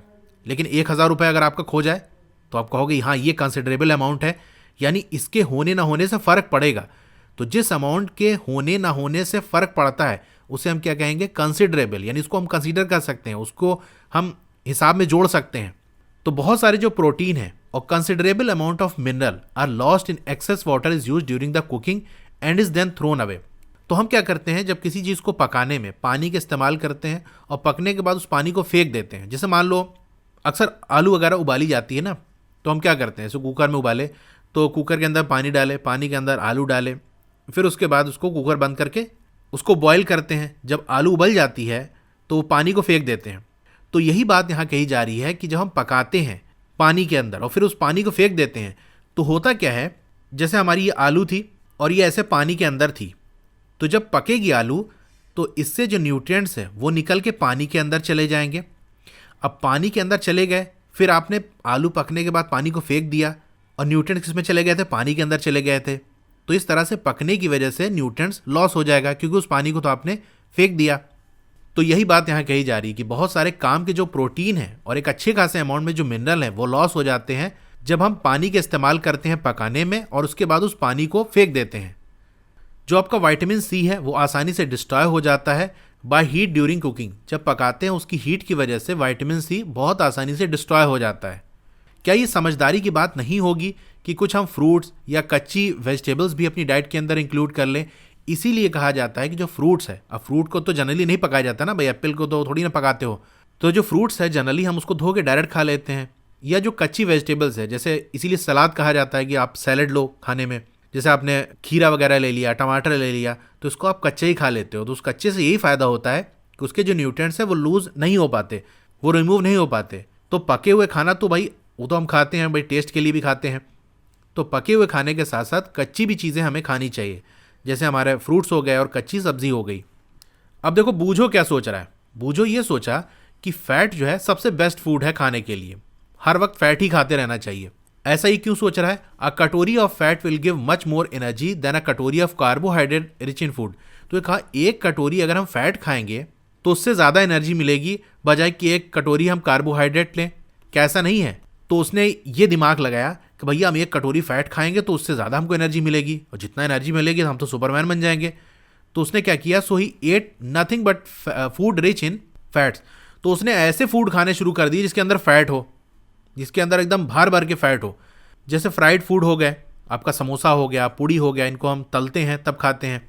मलाई हो गया, रबड़ी हो गया, पेड़ा हो गया, ये एकदम दबा के खाना शुरू कर दिया कि भैया हमको तो चाहिए एनर्जी, हमको तो बनना है सुपरमैन, और उसके लिए हमको फैट चाहिए। एनर्जी कैसे मिलेगी? ये पढ़ चुके हैं, फैट के अंदर एनर्जी होती है। तो एकदम दबा के खाना शुरू कर दिया फैट वाली चीज़ें। क्या आप सोचते हो कि वो सही है, यानी उसका ये मानना और ये काम करना सही है? तो बिल्कुल नहीं, ये जो काम कर रहा है बिल्कुल गलत है। क्यों गलत है? It can be very harmful for us to eat too much of fat rich food. ये हमारे लिए बहुत ज़्यादा नुकसानदेह होगा और उसके लिए भी कि बहुत ज़्यादा आप फैट वाली चीज़ें खाओ। अब आप कहोगे इससे दिक्कत क्या है? तो इससे ये होगा, वी में and up suffering from a condition called obesity. तो एक कंडीशन हमारे साथ हो जाएगी, एक समस्या हमारे साथ हो जाएगी। कौन सी? ओबेसिटी की, यानी मोटापे की। आप बहुत ज़्यादा फैट वाली चीज़ें खाओगे, तली और मलाई और रबड़ी ये सब खाओगे तो आप मोटे हो जाओगे। आपके माइंड में आ रहा होगा ये मोटे होते कैसे हैं, ऐसा क्या होता है? तो होता ये है कि देखो फैट से एनर्जी मिलती है बॉडी को। अब आप कहोगे ज़्यादा फैट लेंगे तो ज़्यादा एनर्जी मिलेगी, लेकिन बॉडी वो एनर्जी इस्तेमाल कैसे करेगी? मान लो जितनी बॉडी को आपके एनर्जी की ज़रूरत है उसके हिसाब से आपने फूड लिया। अब सोचिए कि और खा लेंगे तो और एनर्जी मिलेगी, तो बॉडी उतना ही फूड इस्तेमाल करेगी, उतना ही फैट इस्तेमाल करेगी, उस फैट को एनर्जी बनाएगी और फिर एनर्जी का इस्तेमाल करेगी जितना उसको ज़रूरत होगी। अगर उससे ज़्यादा दोगे तो बॉडी क्या करेगी? उससे एनर्जी नहीं बनाएगी बल्कि उसको जमा करने लगेगी कि भाई ये जितना काम था उतना तो ले लिए, अभी ज़बरदस्ती दिया जा रहा है, बॉडी के अंदर भेजे जा रहा है, तो हम क्या करते हैं उसको जमा कर लेते हैं, रख लेते हैं। जैसे मान लो ये ग्लास है, इसके अंदर आपने पानी डालना शुरू कर दिया तो ऐसे ऐसे ये ग्लास भरता जाएगा, यहाँ पर आकर ये अब फुल हो गया। अब इससे ज़्यादा पानी नहीं आ सकता। अगर अब डालोगे तो ये पानी निकल के ऊपर से ऐसे बाहर बहने लगेगा। इसी तरह से बॉडी का भी है। बॉडी को जितनी एनर्जी की ज़रूरत है उतना फैट वो लेके एनर्जी बना लेगी और अपने काम में ले लेगी। एक्स्ट्रा अगर दोगे तो वो जो फैट है वो बॉडी के अंदर जमने लगेगा, और बॉडी के अंदर जो जमने लगेगा तो आपका पेट निकलने लगेगा, फिर आप मोटे होने लगोगे। तो मोटा आदमी इसीलिए होता है कि जितनी बॉडी को ज़रूरत है उससे ज़्यादा फैट ले रहा है। तो ये बैलेंस डाइट वाला कॉन्सेप्ट आपको समझ में आ गया होगा। क्या चीज़ें हमने देखी कि डाइट क्या होता है, दिन भर के अंदर जो हम खाना खाते हैं वो हमारी डाइट होती है। जितना बॉडी को ज़रूरत है, जिन जिन चीज़ों की ज़रूरत है, अगर वो ले रहे हैं तो हम कहेंगे कि हमारी बैलेंस डाइट है। अब बैलेंस डाइट हर किसी की अपनी अलग होती है, हर एज के लिए अलग होती है, बच्चों की अलग होती है, बड़ों की अलग होती है। कोई ज़्यादा मेहनत का काम करता है तो उसकी डाइट अलग होगी, कोई कम मेहनत का काम करता है उसकी डाइट कम होगी। बहुत सारे आम तौर से जो हमको मिलने वाले खाने हैं जो हमारे आसपास आसानी से मिल जाते हैं, उससे भी हम बैलेंस डाइट को हासिल कर सकते हैं। उसके लिए बहुत ज़्यादा महंगे खाने की ज़रूरत नहीं है। एनिमल्स को भी बैलेंस डाइट की ज़रूरत पड़ती है। सिर्फ सही खाना ही ज़रूरी नहीं है, बल्कि वो खाना सही से पका भी होना चाहिए, क्योंकि पकने की वजह से जो न्यूट्रिएंट्स हैं वो लूज़ हो जाते हैं, उसमें से निकल जाते हैं। कुछ न्यूट्रिएंट्स छिलके के अंदर होते हैं, छिलका रिमूव कर दिए तो वो न्यूट्रिएंट्स चले जाते हैं। बहुत ज़्यादा अगर धुलेंगे तो वहाँ से न्यूट्रिएंट्स और मिनरल वगैरह जो वाइटमिन्स हैं, मिनरल्स हैं, वो लूज़ कर जाएंगे। तो पके हुए खाने के साथ कुछ कच्चे खाने भी हमें साथ में खाने चाहिए, जैसे फ्रूट्स हो गया या कच्ची जो सब्ज़ी हो गई वो खाने चाहिए। और बहुत ज़्यादा हमको फ़ैट नहीं खाना चाहिए। जितना हमारा दिन भर का काम है, बहुत ज़्यादा काम करते हैं, बहुत ज़्यादा एनर्जी ज़रूरत है, उसी हिसाब से हमको फ़ैट लेना चाहिए। ज़्यादा फ़ैट लेंगे तो हम क्या हो जाएंगे, एक कंडीशन हो जाएगी हमारे साथ, उसे हम ओबेसिटी कहते हैं, यानी मोटापा, वो हो जाएगी। 2.4 डिफिशियंसी डिजीजेस। अब ऐसा हो सकता है किसी बंदे को अच्छे खासे अमाउंट में खाना मिल रहा हो, यानी इतना खाना मिल रहा हो जिससे उसका पेट भर जा रहा है कि भैया हम तो पेट भर के खा लिए, लेकिन कभी कभी ऐसा हो सकता है कि वो जो फूड है उसके अंदर कोई एक खास न्यूट्रिएंट्स ना हो या उसकी कमी हो। जैसे मान लो आपने खाना खाया और कहा भैया अब तुम्हारा पेट भर गया, तो सिर्फ पेट भरना तो काफ़ी नहीं है। ये हम देख चुके हैं कि भाई बॉडी को जिन न्यूट्रिएंट्स की ज़रूरत है उस खाने के अंदर वो होने चाहिए। तो आपका पेट भले ही भर गया, या किसी बंदे की हम बात करें उसका पेट भले ही भर गया, लेकिन ऐसा हो सकता है कि उस फूड के अंदर कोई खास तरीके के न्यूट्रिएंट्स ना हो या कम हो। एग्जाम्पल ले लेते हैं, जैसे प्रोटीन हो गया। मान लो आपने खाना खाया, पेट भर गया, लेकिन जितना प्रोटीन की ज़रूरत आपकी बॉडी को है अगर उस खाने के अंदर नहीं होगा तो दिक्कत हो जाएगी कि नहीं। बॉडी को ज़रूरत है भाई, इतना प्रोटीन हमको चाहिए, लेकिन आपका पेट भले ही भर गया, लेकिन जितना प्रोटीन आपको चाहिए था उस खाने के अंदर था ही नहीं, उस फूड के अंदर था ही नहीं। तो ये चीज़ अगर लंबे समय तक चलती रही तो उस बंदे को क्या हो सकता है, उस चीज़ की डिफिशियंसी हो सकती है। डिफिशियंसी मतलब कमी हो सकती है। देखो, एक आध दो दिन, कुछ दिन तो एडजस्ट कर लेती है बॉडी, क्योंकि आप बॉडी स्टोर करके भी रखती है ना। तो अगर मान लो किसी दिन नहीं मिल पाया, कम मिला, तो बॉडी अपना वहाँ से जो जमा करके रखी है उससे काम चला लेगी। लेकिन अगर लंबे समय तक होता रहा तो भाई जो स्टोर करके रखी वो भी इस्तेमाल हो जाएगा। तो अगर लंबे समय तक कोई न्यूट्रिएंट्स अगर उसको नहीं मिला, प्रोटीन हो गया, कार्बोहाइड्रेट हो गया, विटामिन हो गया, किसी का भी हम एग्जाम्पल ले सकते हैं, तो अगर किसी एक न्यूट्रिएंट्स या एक से ज़्यादा न्यूट्रिएंट्स की अगर कमी होती है, लंबे समय तक नहीं मिलता, तो फिर उस चीज़ की कमी हो जाती है, जिसे हम डिफिशियंसी कहते हैं। डिफिशियंसी मतलब कमी। डिफिशियंसी ऑफ वन और मोर न्यूट्रिएंट्स। डिफिशियंसी जो आपकी यानी एक या एक से ज़्यादा न्यूट्रिएंट्स की कमी, इसकी वजह से क्या हो सकता है, कैन कॉज डिजीज, इसकी वजह से आप बीमार हो सकते हो। और डिसऑर्डर्स इन बॉडी। डिसऑर्डर्स का मतलब क्या होता है, देखो ऑर्डर का मतलब जो चीज़ जैसी होनी चाहिए वैसे हो रही है तो हम कहेंगे भैया सब कुछ ऑर्डर में है। डिसऑर्डर का मतलब जो चीज़ जैसी बॉडी के अंदर होनी चाहिए वैसी नहीं हो रही, तो हम कहेंगे कि बॉडी के अंदर डिसऑर्डर हो गया। अब इसे एग्जाम्पल समझते हैं। जैसे मान लो एक बंदे की एक नॉर्मल हाइट है, इतनी हाइट होनी चाहिए, अगर उस हाइट से ज़्यादा हो रही है, बहुत ज़्यादा लंबे हो गए, तो भी उसे हम डिसऑर्डर कहेंगे। जितनी एक नॉर्मल हाइट होनी चाहिए उससे अगर बहुत ज़्यादा कम हो गई तो भी हम कहेंगे डिसऑर्डर है। एक बंदे की एक प्रॉपर बॉडी का शेप होता है, अगर वो है तो हम कहेंगे भैया ऑर्डर में है। अगर उस शेप बिगड़ा, यानी बहुत ज़्यादा मोटा हो गया, तो हम कहेंगे डिसऑर्डर है। बहुत ज़्यादा पतला हो गया, एकदम हड्डी दिख रही है, तो हम कहेंगे डिसऑर्डर। यानी बॉडी जिस तरह होनी चाहिए अगर वैसी नहीं है तो हम कहेंगे डिसऑर्डर है। जैसे बाल नॉर्मली आपके काले हैं तो होने चाहिए, अब बाल सफ़ेद होने लगे तो हम कहेंगे डिसऑर्डर है। तो एक या एक से ज़्यादा न्यूट्रिएंट्स की अगर कमी होती है, डिफिशियंसी होती है, तो उसकी वजह से होगा क्या, डिजीजेज हो सकती है, बीमारी हो सकती है और डिसऑर्डर हो सकता है बॉडी के अंदर। अब वो बीमारियां जो कि होती हैं due to lack of nutrients over a long period are called deficiency diseases. वो बीमारियां जो किसी न्यूट्रिएंट्स की लंबे समय तक कमी की वजह से, यानी लंबे समय तक वो न्यूट्रिएंट्स जितना बॉडी की ज़रूरत है नहीं मिल पा रहा है, तो उस वजह से जो बीमारी होती है उसे हम क्या कहते हैं, डिफिशियंसी डिजीजेज। यानी एक तो नॉर्मल बीमारी है, आपका बुखार आ गया, वायरल वगैरह हो जाता है, तो एक नॉर्मल बीमारी है जो कि जनरली होती है। लेकिन एक वो जो किसी चीज़ की कमी की वजह से, यानी न्यूट्रिएंट्स की कमी की वजह से होती है, लंबे समय तक कमी होने की वजह से, उसे हम कहते हैं डिफिशियंसी डिजीजेज। तो अब यहाँ थोड़ा सा हम देख लेते हैं कि किस चीज़ की कमी होगी तो क्या दिक्कत हो सकती है। अब जैसे कोई बंदा है, उसके खाने के अंदर प्रोटीन की कमी है, यानी लंबे समय तक जो खाना उसके अंदर खा रहा है उसके अंदर प्रोटीन जितना बॉडी की ज़रूरत है नहीं मिल पा रहा है, तो उसके साथ क्या दिक्कत हो जाएगी, हैव स्टंट ग्रोथ। उसकी जो ग्रोथ है, यानी उसकी जो लंबाई है वो स्लो हो जाएगी, यानी वो जितना उसको बढ़ना चाहिए उतना नहीं बढ़ पाएगा, उसकी हाइट कम रह जाएगी। स्वेलिंग ऑफ फेस, यानी चेहरे के अंदर सूजन आ जाएगी, ऐसे चेहरा फूला फूला से लगने लगेगा। डिसकलरेशन ऑफ हेयर, यानी जो बाल के कलर हैं वो उड़ने लगेंगे, जैसे बाल सफ़ेद होने लगे। स्किन की बीमारियां होने लगेंगी, बहुत ज़्यादा दाने हो गए या खुजली वगैरह हो गई, ठीक है, जो स्किन की बीमारियां हो गई, डायरिया हो गया यानी पेट की गड़बड़ी हो गई। तो ये सारी चीज़ें किसकी वजह से हो सकती है, अगर प्रोटीन की लंबे समय तक बॉडी में कमी हुई तो ये चीज़ें हो जाएंगी। अगर डाइट के अंदर कमी है दोनों चीज़ों की, कौन कौन सी, कार्बोहाइड्रेट्स और प्रोटीन, इन दोनों की कमी है लंबे समय तक, ये चीज़ याद रखना, लंबे समय तक कमी हो, यानी जो भी आप खा रहे हो उसके अंदर कार्बोहाइड्रेट जितना बॉडी की ज़रूरत है उतना नहीं मिल पा रहा, प्रोटीन की जितना ज़रूरत उतना नहीं मिल पा रहा है, लंबे समय तक ये कहानी चलती रही तो भैया दिक्कत क्या होगी, उसकी वजह से ग्रोथ में स्टॉप कंप्लीटली, पूरी तरह से जो ग्रोथ है वो रुक जाएगी, यानी हाइट जहाँ पर है वहीं रुक जाएगी, चाहे जितने छोटे आप हो, आपकी हाइट नहीं बढ़ेगी। ऐसा बंदा क्या होगा, बहुत ज़्यादा लीन एंड थिन, बहुत ज़्यादा दुबला पतला होगा और बहुत ज़्यादा कमज़ोर होगा, इतना कमज़ोर कि वो मूव भी नहीं कर सकता, चल फिर नहीं सकता, ये दिक्कत हो जाएगी अगर लंबे समय तक कार्बोहाइड्रेट और प्रोटीन की कमी रही तो। इसी तरीके से जो अलग अलग टाइप के हमारे वाइटामिन्स हैं या मिनरल्स हैं, इनकी जो डिफिशियंसी है, इनकी जो कमी है, इसकी वजह से अलग अलग तरीके की बीमारियां या डिसऑर्डर वो होते हैं, जो कि अभी हम देखेंगे टेबल 2.3 में कि किस विटामिन की कमी से क्या चीज़ें होती हैं। अब सवाल ये उठता है कि ये जो डिफिशियंसी डिजीजेज हैं उनसे कैसे बचा जा सके।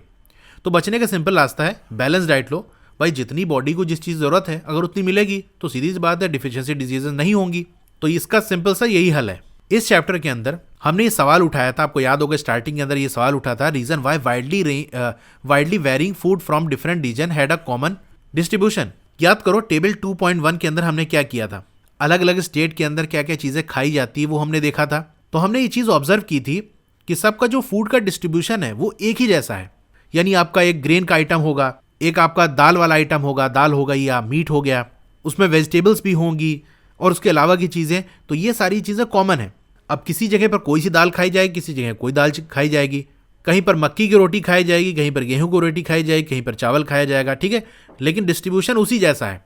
तो ये जो डिस्ट्रीब्यूशन है, ये जो बंटवारा है कि भाई वेजिटेबल भी है, फ्रूट भी है, उसके अंदर दाल भी है, ग्रेन्स यानी अनाज भी है, ये हमको इस बात के भरोसा दिलाता है कि हमारी जो मील है, जो भी हम खाते हैं, वो बैलेंस हो of different nutrients needed by our body.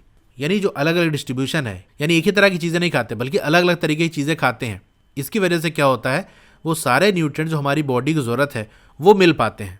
तो अब ये हम टेबल देख लेते हैं थोड़ा सा। टेबल 2.3 कुछ डिजीजेज हैं, डिसऑर्डर हैं जो कि डिफिशियंसी जो आपका वाइटामिन्स है या मिनरल उसकी कमी की वजह से होते हैं। तो विटामिन ए की बात कर लें, इससे कौन सी बीमारी होती है, लॉस ऑफ विजन, यानी जो आपकी नज़र है जिसे आप देखते हो उसमें कमी हो सकती है। अब इसके सिम्टम्स क्या हैं, यानी कैसे पता चलेगा कि हमारा जो विजन है उसके अंदर लॉस हो गया, हमारी नज़र कमज़ोर हो गई है। तो पहली बात तो ये पूरा विजन आपको साफ साफ नहीं दिख रहा है, जैसे दूर की चीज़ धुंधली दिख रही है या करीब की चीज़ आपको धुंधली दिख रही है, चश्मा लगाना पड़ रहा है, इसका मतलब आपके अंदर विटामिन ए की कमी है। Loss of vision in dark, अंधेरे के अंदर या रात के अंदर आपको कम दिख रहा है या बिल्कुल नहीं दिख रहा है, तो इसका मतलब क्या है, आपको विटामिन ए की कमी है। कभी कभी कंप्लीट लॉस ऑफ विजन, बिल्कुल ही आंख से नहीं दिखता, तो अंधा होना भी विटामिन ए की कमी की वजह से हो सकता है। तो हमने ये देख लिया कि विटामिन ए की वजह से जितनी आंखों वाली दिक्कत है, देखने का जितना मामला है उसमें दिक्कत हो सकती है, कम दिख सकता है, रात में कम दिखे या रात में नहीं दिख रहा है, पूरी तरह से नहीं दिख रहा है, तो ये सारा मामला किसकी वजह से है, विटामिन ए की वजह से।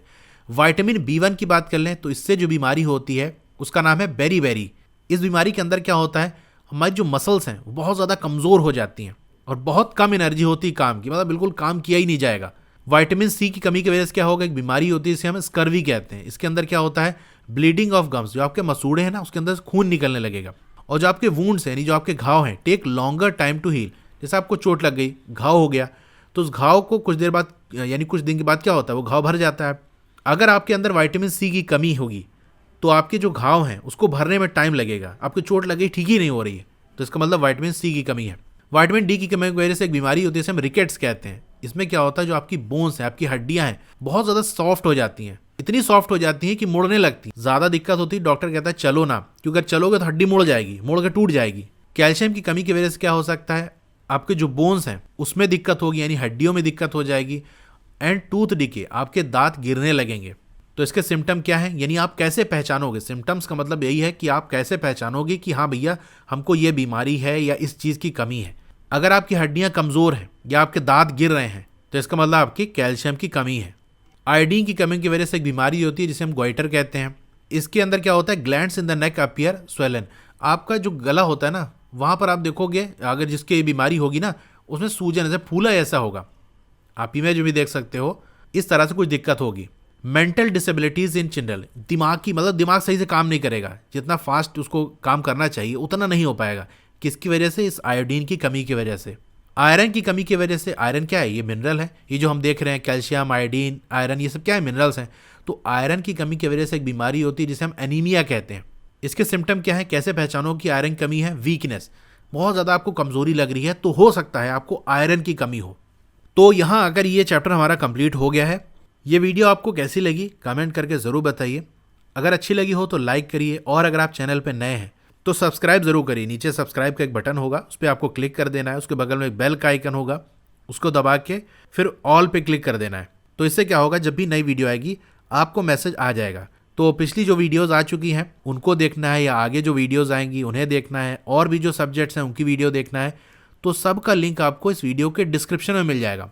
अगर डिस्क्रिप्शन कैसे खुलता है नहीं समझ में आता तो आप मुझे कमेंट कर देना, मैं आपको सारा लिंक भेज दूंगा। तो वहाँ से जो भी वीडियो देखनी होगी डायरेक्ट आप उस लिंक पे क्लिक करके देख सकते हो, ठीक है।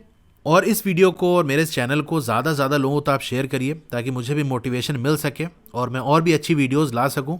मिलते हैं फिर अगली वीडियो में। Thank you.